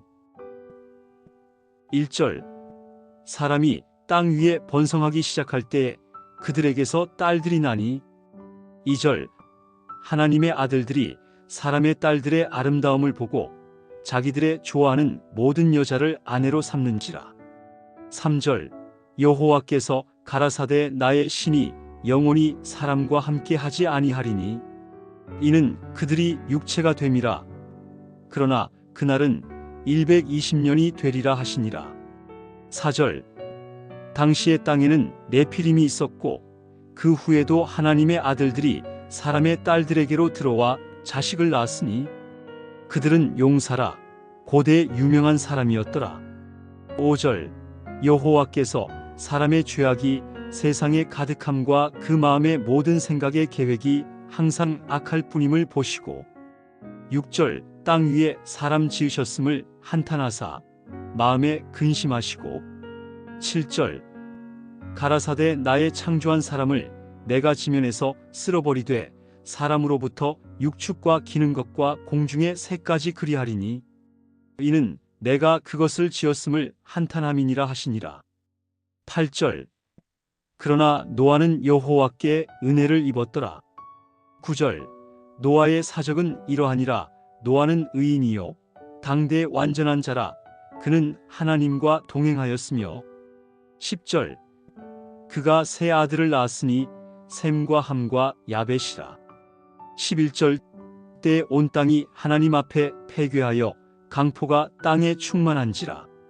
12절 하나님이 보신즉 땅이 패괴하였으니 이는 땅에서 모든 혈육 있는 자의 행위가 패괴함이었더라. 13절 하나님이 노아에게 이르시되 모든 혈육 있는 자의 포악이 땅에 가득하므로 그 끝날이 내 앞에 이르렀으니 내가 그들을 땅과 함께 멸하리라.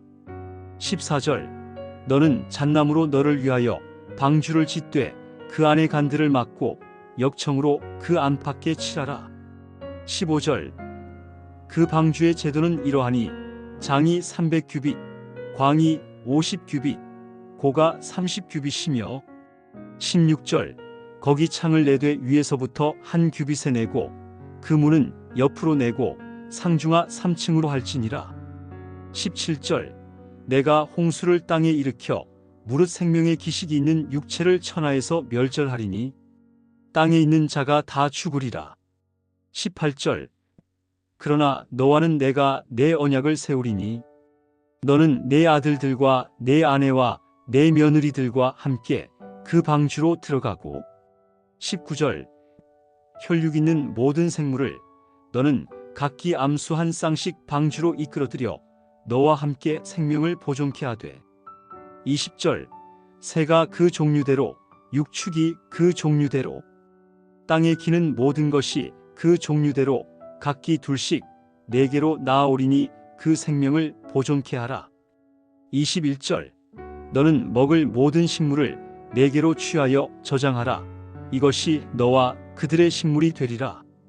22절 노아가 그와 같이 하되 하나님이 자기에게 명하신 대로 다 준행하였더라. 아멘. 창세기 7장 심판의 물결 속에서 발견한 하나님의 신실함. 안녕하세요. 성경을 쉽고 재미있게 풀어드리는 쉬운 성경 공부입니다. 여러분, 지난 시간에 창세기 6장 내용은 다 기억하고 계시죠? 오늘은 다음 장인 창세기 7장을 살펴보려고 하는데요. 바로 노아와 그의 가족, 그리고 방주의 이야기가 본격적으로 펼쳐지는 부분입니다. 하나님께서 심판의 홍수를 보내시지만 그 안에서 하나님의 신실함과 구원의 손길이 어떻게 드러나는지 함께 살펴보겠습니다. 그리고 이 이야기가 우리 삶에 어떤 메시지를 주는지 적용해 볼게요. 그럼 시작해 볼까요? 방주에 들어가라. 하나님의 명령. 창세기 7장은 하나님께서 노아에게 주신 구체적인 명령으로 시작됩니다. 너와 내 온 집은 방주로 들어가라. 내가 이 세대에 내 앞에서 의로움을 내가 보았음이니라. 창세기 7장 1절 말씀. 여기서 하나님은 노아에게 단순히 방주에 들어가라는 명령만 하신 게 아닙니다. 방주에 들어가야 할 동물들과 그 수까지도 세세히 말씀해 주셨죠. 모든 정결한 짐승은 암수 7씩, 정결하지 않은 짐승은 암수 2씩. 창세기 7장 2절 말씀. 여러분, 이 장면을 상상해 보세요. 노아와 그의 가족이 하나님의 말씀에 따라 동물들을 데리고 방주로 들어가는 모습, 거대한 방주 안으로 다양한 동물들이 줄지어 들어가는 모습은 정말 장관이었을 겁니다. 그런데 이 말씀에서 우리는 하나님의 세심한 계획을 발견할 수 있어요. 단순히 사람을 살리시는 것에 그치지 않고 모든 생물을 구원하시겠다는 하나님의 마음이 드러나는 거죠. 하나님은 창조주로서 당신의 피조물을 아끼시는 분이세요. 또 한 가지 중요한 점은 노아가 하나님의 명령에 대해 아무런 의문을 제기하지 않았다는 거예요. 우리는 종종 하나님의 말씀을 들을 때 정말 이게 맞는 걸까? 꼭 이렇게 해야 할까?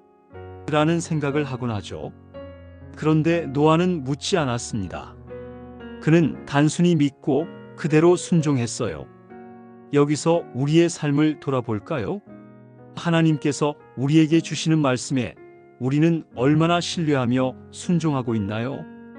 혹시 머뭇거리거나 내 생각대로 하려고 하진 않았나요? 노아처럼 하나님의 말씀에 즉각적으로 순종하는 삶을 도전해 보세요. 홍수의 시작, 심판의 물결. 하나님의 명령에 따라 노아와 그의 가족, 그리고 동물들이 방주에 들어가자마자 홍수가 시작됩니다. 노아가 600세 되던 해 둘째 달, 곧 그달 17째 날이라 그날에 큰 기품의 샘들이 터지며 하늘의 창들이 열려 40주야를 비가 땅에 쏟아졌더라. 창세기 7장 11절부터 12절까지 말씀. 여기서 큰 기품의 샘들이 터지고 하늘의 창들이 열렸다는 표현이 참 인상 깊지 않나요? 이건 단순한 비가 아니라 땅 위의 모든 것이 잠길 만큼의 대홍수였다는 것을 보여줍니다. 물이 땅을 뒤덮고 모든 생명이 사라지는 심판의 장면은 무섭고도 엄숙합니다. 하지만 여기서 중요한 점은 하나님은 이 심판을 갑작스럽게 내리신 게 아니라는 거예요. 노아가 방주를 짓는데 120년이라는 시간이 걸렸다고 하는데요. 그 시간 동안 하나님은 사람들에게 기회를 주신 것입니다. 돌아오라, 나에게로 돌아오라는 하나님의 경고가 계속 있었던 거죠. 그런데도 사람들은 듣지 않았습니다. 그들은 노아를 비웃고 하나님의 경고를 무시했어요. 오늘날도 마찬가지입니다. 우리는 종종 하나님의 말씀을 듣고도 나중에 하면 되겠지 하며 미루곤 하죠. 하지만 하나님의 때는 우리가 생각하는 것과 다를 수 있어요. 여러분, 하나님의 경고를 가볍게 여기지 마세요. 노아 시대 사람들처럼 뒤늦게 후회하지 않도록 오늘이 바로 하나님께 돌아갈 때입니다. 방주 안의 구원, 하나님의 신실함. 방주는 단순히 홍수로부터 피하기 위한 도구가 아니었습니다. 그것은 하나님의 구원의 상징이었어요. 창세기 7장 16절을 보시면 이런 말씀이 나옵니다. 하나님께서 그를 들여보내고 문을 닫으시니라. 여러분, 이 장면이 참 놀랍지 않나요? 노아와 그의 가족이 방주 안으로 들어가자 하나님께서 친히 그 문을 닫으셨다는 거예요. 여기서 우리는 두 가지 중요한 메시지를 발견할 수 있습니다. 첫째, 구원은 전적으로 하나님의 손에 달려 있다는 겁니다. 우리가 노력해서 구원을 얻는 것이 아니라 하나님의 은혜로 우리가 구원받는 거죠. 둘째, 방주 안에 문이 닫혔다는 것은 기회가 제한적이라는 뜻입니다. 구원의 문이 항상 열려 있는 것이 아니에요. 그렇기에 우리는 지금 이 순간 하나님께 나아가야 합니다. 구원의 방주인 예수님께 들어가는 길을 절대 놓치지 말아야 해요. 여러분은 지금 방주 안에 있나요? 아니면 아직도 밖에서 머뭇거리고 계신가요? 예수님은 우리를 구원으로 초대하고 계십니다. 이 초대에 응답하세요. 창세기 7장은 우리에게 무엇을 알려줄까요? 창세기 7장은 하나님의 심판과 구원의 이야기를 동시에 보여줍니다. 그 심판 속에서도 하나님의 신실하심과 은혜가 얼마나 큰지 깨닫게 되죠. 이 말씀을 통해 우리가 기억해야 할 몇 가지 교훈이 있습니다. 하나님의 말씀에 순종하라. 노아처럼 하나님의 명령에 묻지 말고 신뢰하며 순종하는 삶을 살아야 합니다. 우리의 순종은 구원의 시작점입니다. 하나님의 경고를 가볍게 여기지 말라. 심판은 더디게 오는 것 같아 보여도 하나님의 때는 반드시 이루어집니다. 지금 이 순간을 하나님께 나아가는 기회로 삼으세요. 예수님은 우리의 방주이십니다. 방주 안에 들어간 노아와 그의 가족처럼 우리도 예수님 안에 거해야 구원을 받을 수 있습니다. 예수님께로 나아가세요. 지금이 바로 그 순간입니다. 마무리하며 기도하겠습니다. 하나님, 죄로 가득한 세상 가운데서도 구원의 길을 열어주셔서 감사합니다. 저도 노아처럼 하나님의 말씀에 순종하며 살길 원합니다. 예수님 안에서 구원을 확신하며 살아가게 도와주세요. 예수님의 이름으로 기도합니다. 아멘. 오늘도 같이 공부한 창세기 7장의 말씀이 여러분의 삶에 큰 은혜가 되길 바랍니다. 이제 창세기 7장을 읽으면 조금 더 쉽게 이해하실 수 있을 거예요.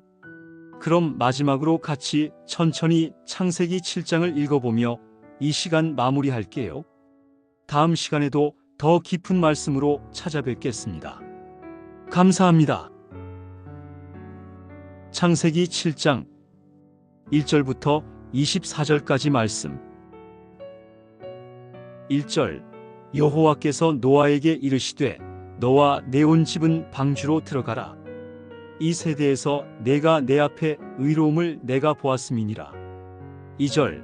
너는 모든 정결한 짐승 암수 7씩 정결치 못한 것 2씩을 4개로 취하며 3절. 공중의 새도 암수 7씩을 취하여 그 씨를 온 지면에 유전케 하라. 4절. 지금부터 7일 후에 내가 40주야를 비를 땅에 내리리니 내가 지은 모든 생물을 지면에서 쓸어버리리라. 5절. 노아가 여호와께서 자기에게 명하신 대로 다 준행하였더라. 6절. 홍수가 땅에 있을 때에 노아가 600세라. 7절. 노아가 아들들과 아내와 며느리들과 함께 홍수를 피하여 방주에 들어가고 8절. 정결한 짐승과 정결치 못한 짐승과 새와 땅에 기는 모든 것이 9절. 하나님이 노아에게 명하신 대로 암수 2씩 노아에게 나와 방주로 들어갔더니 10절. 7일 후에 홍수가 땅에 덮이니 11절. 노아 600세 되던 해 2월 곧 그달 17일이라. 그날에 큰 기품의 샘들이 터지며 하늘의 창들이 열려 12절. 40주야를 비가 땅에 쏟아졌더라. 13절. 곧 그날에 노아와 그 아들 셈과 함과 야벳과 노아의 아내와 세 며느리가 다 방주로 들어갔고 14절. 그들과 모든 들짐승이 그 종류대로 모든 육축이 그 종류대로 땅에 기는 모든 것이 그 종류대로 모든 새 곧 각기 종류대로 15절. 무릇 생명의 기식이 있는 육체가 2씩 노아에게 나와 방주로 들어갔으니 16절. 들어간 것들은 모든 것의 암수라 하나님이 그에게 명하신 대로 들어가매 여호와께서 그를 들여보내고 문을 닫으시니라. 17절. 홍수가 땅에 40일 동안 계속된지라 물이 더하여 방주가 땅에서 또 올랐고 18절. 물이 더 많아져 땅에 넘침의 방주가 물 위에 떠다녔으며 19절. 물이 땅에 더욱 창일함에 천하의 높은 산이 다 덮였더니 20절. 물이 불어서 15규빗이 오름의 산들이 덮인지라. 21절. 땅에 움직이는 생물이 다 죽었으니 곧 새와 육축과 들짐승과 땅에 기는 모든 것과 모든 사람이라. 22절. 육지에 있어 그 코에 생명의 기식이 있는 것은 다 죽었더라. 23절. 지면의 모든 생물을 쓸어버리시니 곧 사람과 육축과 기는 것과 공중의 새까지라. 이들은 땅에서 쓸어버림을 받았으되 오직 노아와 그와 함께 방주에 있던 자만 남았더라. 24절. 물이 150일을 땅에 창일하였더라. 아멘. 창세기 8장. 심판 뒤에 오는 회복과 새로운 시작. 안녕하세요, 여러분. 성경을 쉽고 재미있게 나누는 쉬운 성경 공부입니다. 오늘도 하나님의 말씀을 통해 우리 삶에 큰 은혜가 넘치길 기대합니다. 지난 시간에는 창세기 7장을 통해 노아와 그의 가족이 방주로 들어가고 하나님께서 심판의 홍수를 보내신 이야기를 나눴는데요. 오늘은 창세기 8장을 함께 살펴보겠습니다. 홍수가 끝나고 방주에 갇혀 있던 노아 가족에게 어떤 일이 일어났을까요? 그리고 하나님께서 이 심판 뒤에 어떤 계획을 가지고 계셨는지 알아볼게요. 여러분, 준비되셨나요? 자, 그럼 바로 시작하겠습니다. 하나님의 기억. 창세기 8장은 이렇게 시작됩니다. 하나님이 노아와 그와 함께 방주에 있는 모든 들짐승과 가축을 기억하사. 창세기 8장 1절 말씀. 이 구절에서 가장 중요한 단어는 바로 기억하사입니다. 여러분, 하나님은 절대로 우리를 잊지 않으십니다. 노아와 그의 가족은 무려 150일 동안 방주 안에서 홍수가 끝나기만을 기다렸어요. 아마도 긴 시간이었을 거예요. 그 안에서 여러 가지 의문과 두려움이 있었을지도 모르죠. 정말 이 방주가 안전할까? 이 홍수는 언제 끝날까 하는 마음이었겠죠. 하지만 하나님은 노아를 기억하셨습니다. 여기서 기억한다는 것은 하나님께서 여전히 노아를 돌보고 계시며 그를 위한 계획이 여전히 진행 중이라는 뜻입니다. 여러분은 지금 어떤 상황에 계신가요? 혹시 하나님의 응답이 더디게 느껴져서 하나님이 나를 잊으신 건 아닐까? 라고 고민하고 계신가요? 창세기 8장은 우리에게 분명히 말합니다. 하나님은 여러분을 잊지 않으십니다. 우리의 눈에는 보이지 않아도 하나님은 여전히 우리를 위해 일하고 계십니다. 방주 밖으로 나가다. 홍수가 서서히 그치고 물이 줄어들기 시작합니다. 노아는 까마귀와 비둘기를 보내서 땅이 말랐는지 확인합니다. 여기서 비둘기가 2번 돌아오고 마지막에는 감람나무 잎을 물고 돌아오죠. 이 구절이 저는 참 인상 깊었습니다. 비둘기가 물고 온 감람나무 잎은 2가지 의미가 있어요. 첫째, 땅에 다시 생명이 돌아오고 있다는 상징입니다. 둘째, 새로운 시작의 희망을 의미합니다. 그리고 하나님께서 노아에게 말씀하시죠. 너는 내 아내와 내 아들들과 내 며느리들과 함께 방주에서 나오고. 창세기 8장 16절 말씀. 노아와 그의 가족은 마침내 방주 밖으로 나옵니다. 여러분, 이 장면을 상상해 보세요. 홍수가 끝난 후 맑고 깨끗한 공기와 햇빛 아래에서 새로운 땅을 밟는 노아 가족의 마음은 어땠을까요? 아마도 두려움과 설렘이 교차했을 거예요. 그런데 여기서 중요한 점은 노아는 방주 밖으로 나가라는 하나님의 명령을 끝까지 기다렸다는 겁니다. 우리도 인생에서 홍수와 같은 시기를 만날 때가 있죠. 힘들고 고립된 것 같은 시간이요. 그때 우리는 하나님의 때를 기다려야 합니다. 스스로 판단하고 움직이는 게 아니라 하나님의 말씀을 듣고 그분의 인도하심을 따라야 해요. 하나님의 때는 항상 완벽합니다. 첫 제단, 감사의 예배. 노아가 방주 밖으로 나가자마자 한 첫 번째 행동이 무엇인지 아시나요? 그는 하나님께 제단을 쌓고 번제를 드립니다.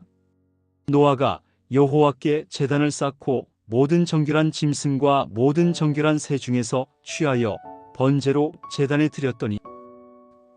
창세기 8장 20절 말씀. 여기서 중요한 점은 노아가 먼저 자신을 위한 계획을 세우기 전에 하나님께 감사의 예배를 드렸다는 겁니다.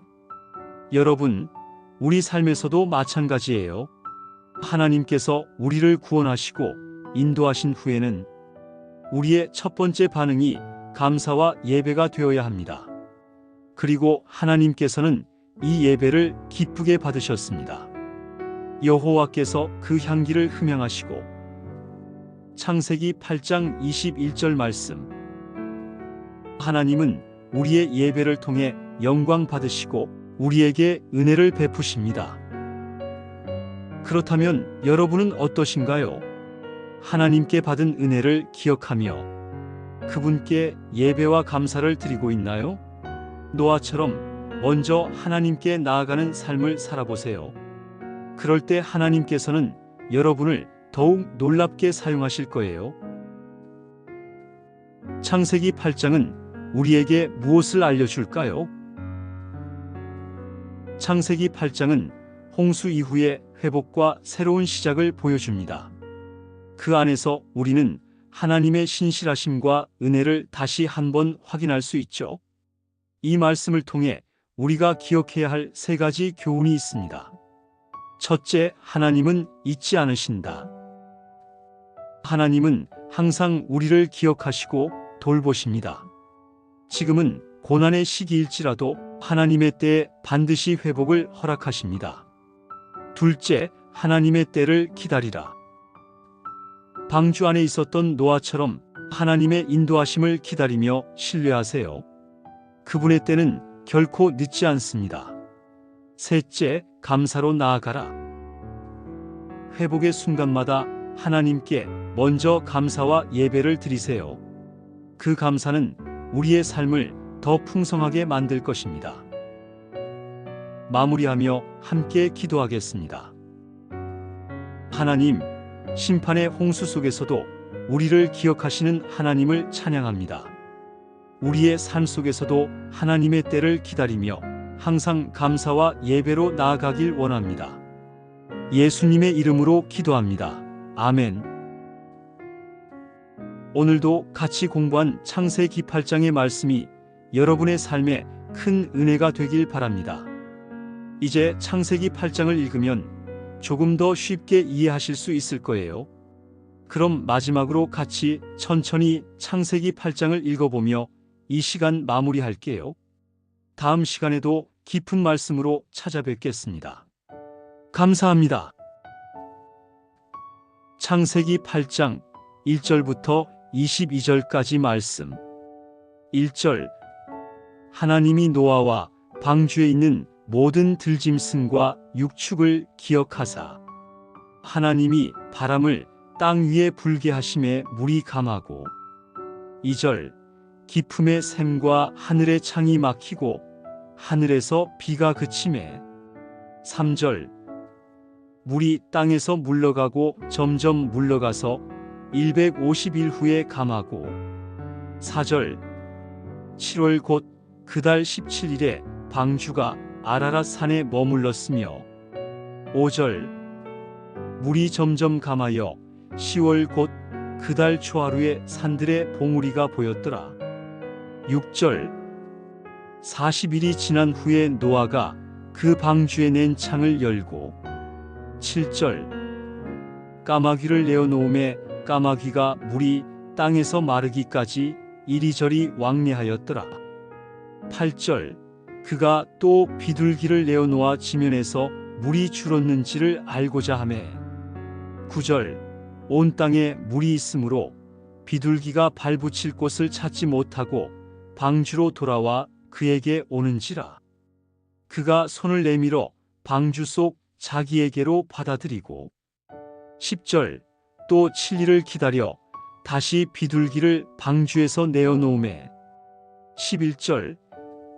저녁 때에 비둘기가 그에게로 돌아왔는데 그 입에 감람나무 새 잎사귀가 있는지라. 이에 노아가 땅에서 물이 줄어든 줄을 알았으며 12절. 또 7일을 기다려 비둘기를 내어놓음에 다시는 그에게로 돌아오지 아니하였더라. 13절. 601세 첫째 달 곧 그 달 초하루에 물이 땅에서 거친지라. 노아가 방주에 덮이를 제치고 본즉 지면에서 물이 거쳤더니 14절. 둘째 달 20일의 날에 땅이 말랐더라. 15절. 하나님이 노아에게 고하여 가라사대 16절. 너는 내 아내와 내 아들들과 내 며느리들과 함께 방주에서 나오고 17절. 너와 함께 한 모든 혈육 있는 생물 곧 새와 육축과 땅에 기는 모든 것을 다 이끌어내라. 이것들이 땅에서 풍육하고 땅에서 번성하리라 하시매 18절 노아가 그 아들들과 그 아내와 그 며느리들과 함께 나왔고 19절 땅에 있는 모든 짐승과 모든 기는 것과 모든 새도 그 종류대로 방주에서 나왔더라. 20절 노아가 여호와께 단을 쌓고 모든 정결한 짐승과 모든 정결한 새 중에서 취하여 번제로 단에 드렸더니 21절 여호와께서 그 향기를 흠향하시고 그 중심에 이르시되 내가 다시는 사람으로 인하여 땅을 저주하지 아니하리니 이는 사람의 마음에 계획하는 바가 어려서부터 악함이라. 내가 전에 행한 것 같이 모든 생물을 다시 멸하지 아니하리니 22절 땅이 있을 동안에는 시와 거두는 것과 추위와 더위와 여름과 겨울과 낮과 밤이 쉬지 아니하리라. 아멘. 창세기 9장 무지개 언약과 새로운 시작. 안녕하세요, 여러분. 성경을 쉽고 재미있게 나누는 쉬운 성경 공부입니다. 오늘도 하나님의 말씀을 깊이 묵상하며 은혜를 나눠볼 텐데요. 여러분 혹시 이런 생각 해보신 적 있나요? 내가 다시 시작할 수 있을까? 우리는 때때로 삶에서 완전히 무너진 것 같은 힘든 순간을 맞이합니다. 하지만 성경은 우리에게 하나님은 다시 시작할 기회를 주시는 분이라고 가르쳐 주세요. 오늘 함께 살펴볼 창세기 9장은 바로 새로운 시작에 대한 이야기입니다. 노아와 그의 가족이 홍수 이후 처음으로 땅을 밟으며 하나님께서 그들과 어떤 약속을 맺으셨는지 함께 알아볼까요? 자, 그럼 시작해 보겠습니다. 새로운 세상, 새로운 명령. 홍수가 끝나고 노아와 그의 가족은 방주에서 나왔어요. 이제 눈앞에는 완전히 새로워진 세상이 펼쳐졌죠. 그런데 하나님께서 노아와 그의 가족에게 명령하십니다. 생육하고 번성하여 땅에 충만하라. 창세기 9장 1절 말씀. 이 말은 어디서 많이 들어본 말 아닌가요? 맞아요. 창세기 1장에서 하나님이 아담과 하와에게 하신 말씀과 똑같아요. 이 말은 단순히 많이 낳고 번성하라는 뜻이 아니라 하나님의 형상을 가진 존재로서 땅을 아름답게 가꾸고 하나님이 주신 사명을 이루라는 의미예요. 우리도 마찬가지예요. 하나님께서는 우리가 단순히 살아가는 것이 아니라 우리의 삶을 통해 하나님의 뜻을 이루길 원하십니다. 여러분은 어떤 방식으로 하나님의 뜻을 이루고 계신가 한번 생각해 보세요. 무지개 언약. 그리고 나서 하나님께서 아주 중요한 약속을 주십니다. 내가 다시는 물로 이 땅을 멸하지 않겠다. 창세기 9장 11절 말씀. 이 약속의 증거로 무엇을 주셨을까요? 바로 무지개인데요.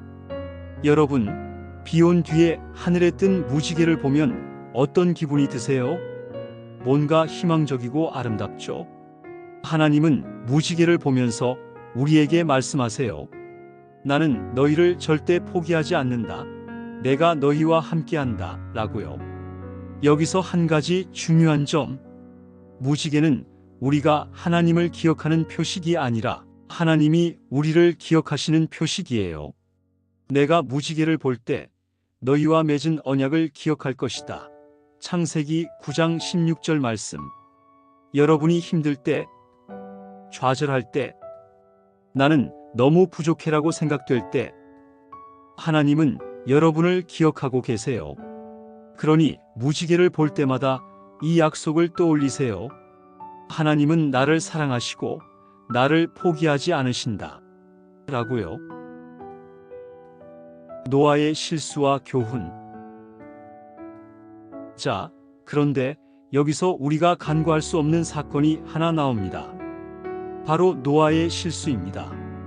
노아가 농사를 짓고 포도원을 가꿨는데 실수로 포도주를 너무 많이 마시고 취해서 벌거벗고 잠들었어요. 그리고 그의 아들 함이 이 모습을 보고 형제들에게 이야기합니다. 하지만 다른 두 아들 셈과 야벳은 어떻게 했나요? 아버지의 허물을 덮어주었어요. 결국 함은 아버지를 조롱한 죄로 인해 저주를 받고 셈과 야벳은 복을 받게 되죠. 여기서 중요한 교훈이 있어요. 우리는 다른 사람의 실수를 봤을 때 어떻게 반응해야 할까요? 조롱하고 퍼뜨려야 할까요? 아니면 덮어주고 기도해야 할까요? 성경은 분명히 말합니다. 사랑은 허다한 죄를 덮느니라. 잠언 10장 12절 말씀. 우리는 서로의 연약함을 돌보고 하나님의 사랑으로 감싸주는 사람들이 되도록 노력해야 합니다. 창세기 9장은 우리에게 무엇을 알려줄까요?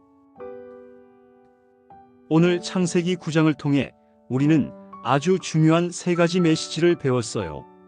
첫째, 하나님은 다시 시작할 기회를 주신다. 홍수 이후에도 하나님은 노아에게 새롭게 시작할 명령을 주셨어요. 우리 삶에도 하나님은 항상 새로운 기회를 주십니다. 둘째, 하나님은 우리를 포기하지 않으신다. 무지개 언약은 하나님의 신실하심을 보여주는 증거예요. 하나님은 여러분을 기억하고 계십니다. 셋째, 사랑은 허물을 덮는다. 우리는 다른 사람의 실수를 조롱하는 사람이 아니라 품어주고 기도하는 사람이 되어야 합니다. 그렇다면 여러분은 오늘 어떤 결단을 내리시겠어요? 하나님이 주신 새 기회를 붙잡고 다시 시작하시겠어요? 무지개를 보면서 하나님의 신실하심을 기억하시겠어요? 아니면 주변 사람들의 허물을 덮어주는 사랑을 실천하시겠어요? 어떤 거든 상관없습니다. 이 영상을 보고 바로 결단을 내리고 실행해 보세요. 마무리하며 함께 기도하겠습니다. 하나님, 우리를 포기하지 않으시고 항상 새 기회를 주시는 주님을 찬양합니다. 우리도 하나님의 사랑을 본받아 다른 사람을 용서하고 그들을 품는 사람들이 되게 해주세요. 예수님의 이름으로 기도합니다. 아멘. 오늘도 같이 공부한 창세기 9장의 말씀이 여러분의 삶에 큰 은혜가 되길 바랍니다. 이제 창세기 9장을 읽으면 조금 더 쉽게 이해하실 수 있을 거예요.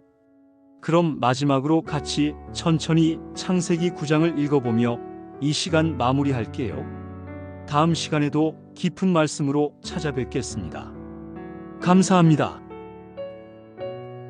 창세기 9장 1절부터 29절까지 말씀. 1절. 하나님이 노아와 그 아들들에게 복을 주시며 그들에게 이르시되 생육하고 번성하여 땅에 충만하라. 2절. 땅의 모든 짐승과 공중의 모든 새와 땅에 기는 모든 것과 바다의 모든 고기가 너희를 두려워하며 너희를 무서워하리니 이들은 너희 손에 붙였음이니라. 3절.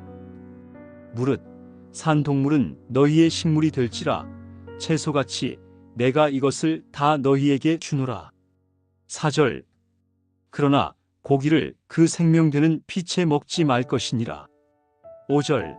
내가 반드시 너희 피, 곧 너희 생명의 피를 찾으리니 짐승이면 그 짐승에게서 사람이나 사람의 형제이면 그에게서 그의 생명을 찾으리라. 6절. 무릇 사람의 피를 흘리면 그 사람의 피도 사람에게 흘릴 것이니 이는 하나님이 자기 형상대로 사람을 지었음이니라. 7절. 너희는 생육하고 번성하며 땅에 편만하여 그 중에서 번성하라 하셨더라. 8절.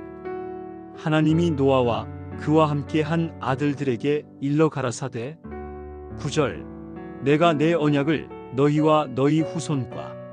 10절. 너희와 함께 한 모든 생물 곧 너희와 함께한 새와 육축과 땅의 모든 생물에게 세우리니 방주에서 나온 모든 것 곧 땅의 모든 짐승에게니라. 11절. 내가 너희와 언약을 세우리니 다시는 모든 생물을 홍수로 멸하지 아니할 것이라. 땅을 멸할 홍수가 다시 있지 아니하리라.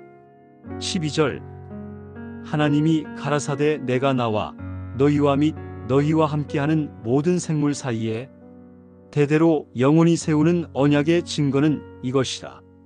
13절 내가 내 무지개를 구름 속에 두었나니 이것이 나와 세상 사이의 언약의 증거니라. 14절 내가 구름으로 땅을 덮을 때에 무지개가 구름 속에 나타나면 15절 내가 나와 너희와 및 혈육 있는 모든 생물 사이에 내 언약을 기억하리니 다시는 물이 모든 혈육 있는 자를 멸하는 홍수가 되지 아니할지라. 16절 무지개가 구름 사이에 있으리니 내가 보고 나 하나님과 모든 혈육 있는 생물 사이에 세운 영원한 언약을 기억하리라. 17절 하나님이 노아에게 또 이르시되 내가 나와 땅에 있는 모든 생물 사이에 세운 언약의 증거가 이것이라 하셨더라.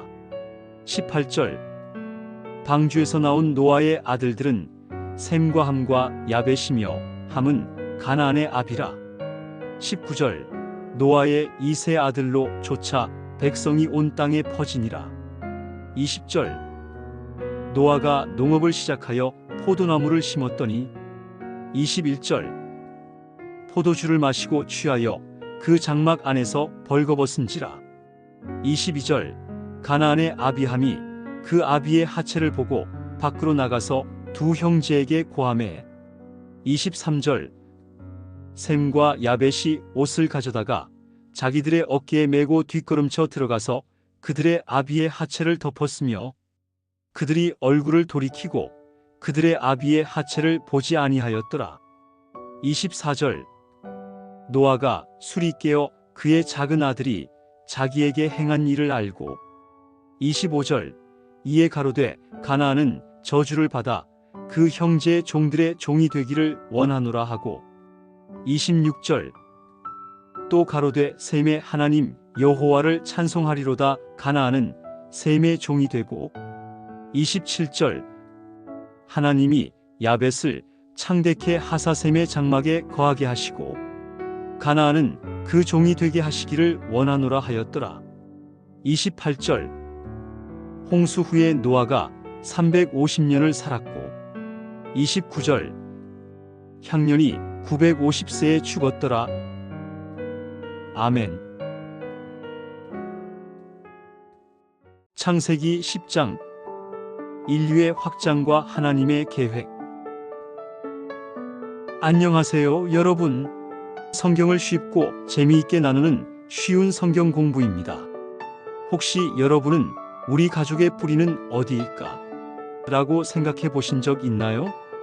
어렸을 때 부모님에게 조상님에 대한 얘기를 누구나 다 들어보셨을 텐데요. 하지만 우리가 성경을 보면 인류의 진짜 뿌리를 찾을 수 있어요. 바로 창세기 10장에 기록된 노아의 후손들 이야기입니다. 오늘은 창세기 10장을 통해 인류가 어떻게 퍼져나갔는지 그리고 이 족보가 왜 중요한지를 알아보겠습니다. 게다가 우리의 일상과 어떤 관련이 있는지 자세히 살펴볼 거예요. 준비되셨죠? 그럼 시작해 볼까요? 노아의 세 아들. 홍수 이후 하나님께서는 노아와 그의 세 아들에게 생육하고 번성하여 땅에 충만하라.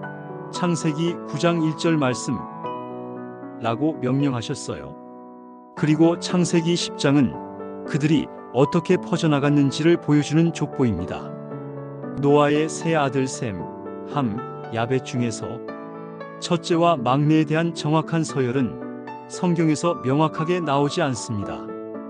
편의상 셈, 함, 야벳 순으로 설명드릴게요. 첫 번째 셈의 후손은 여러분이 성경에서 많이 들어보셨던 이름들인 아브라함, 이삭, 야곱이 이 계열에서 나와요.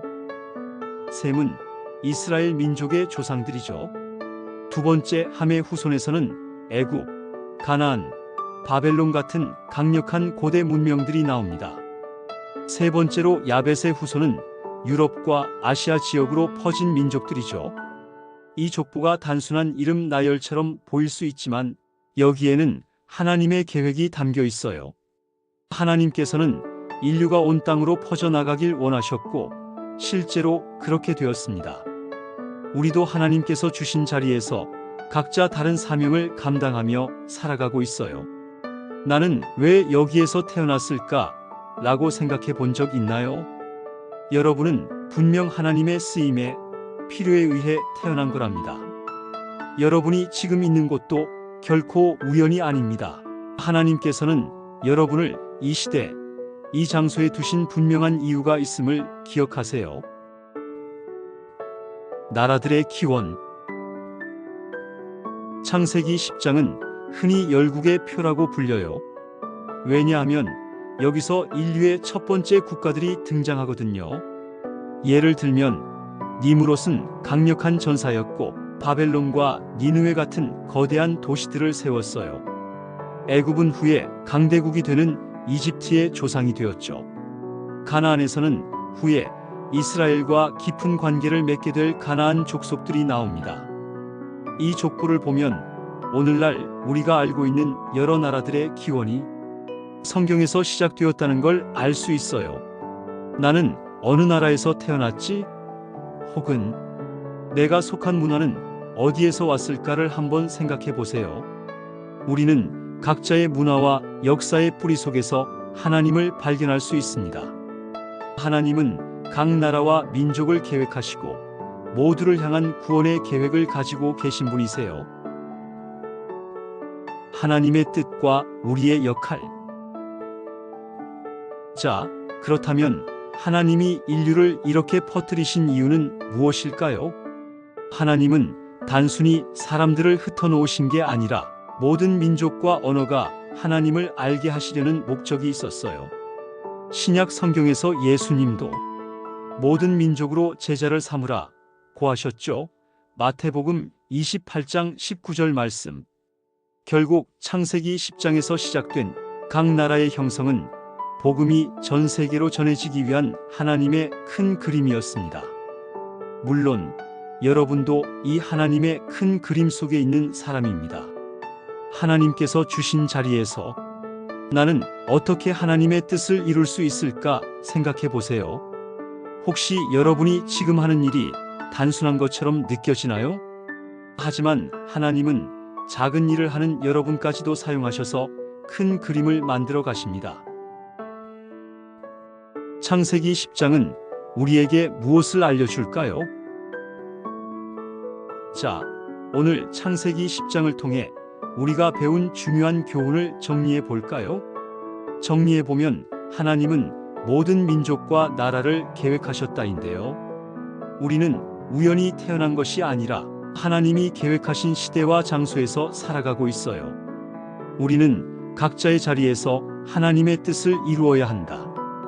우리의 문화, 배경, 환경은 다 다르지만 하나님은 우리를 통해 일하고 계세요. 하나님의 큰 그림 속에서 우리는 우리의 역할을 찾아야 합니다. 우리가 어디에 있든 무슨 일을 하든 하나님은 우리를 통해 세상을 변화시키길 원하세요.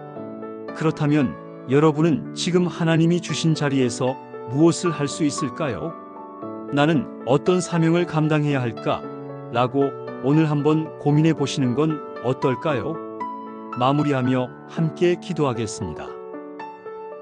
하나님, 우리의 인생이 우연이 아니라 하나님의 큰 계획 속에 있음을 깨닫게 해주셔서 감사합니다. 우리가 있는 자리에서 하나님의 뜻을 이루며 살게 해주세요. 예수님의 이름으로 기도합니다. 아멘.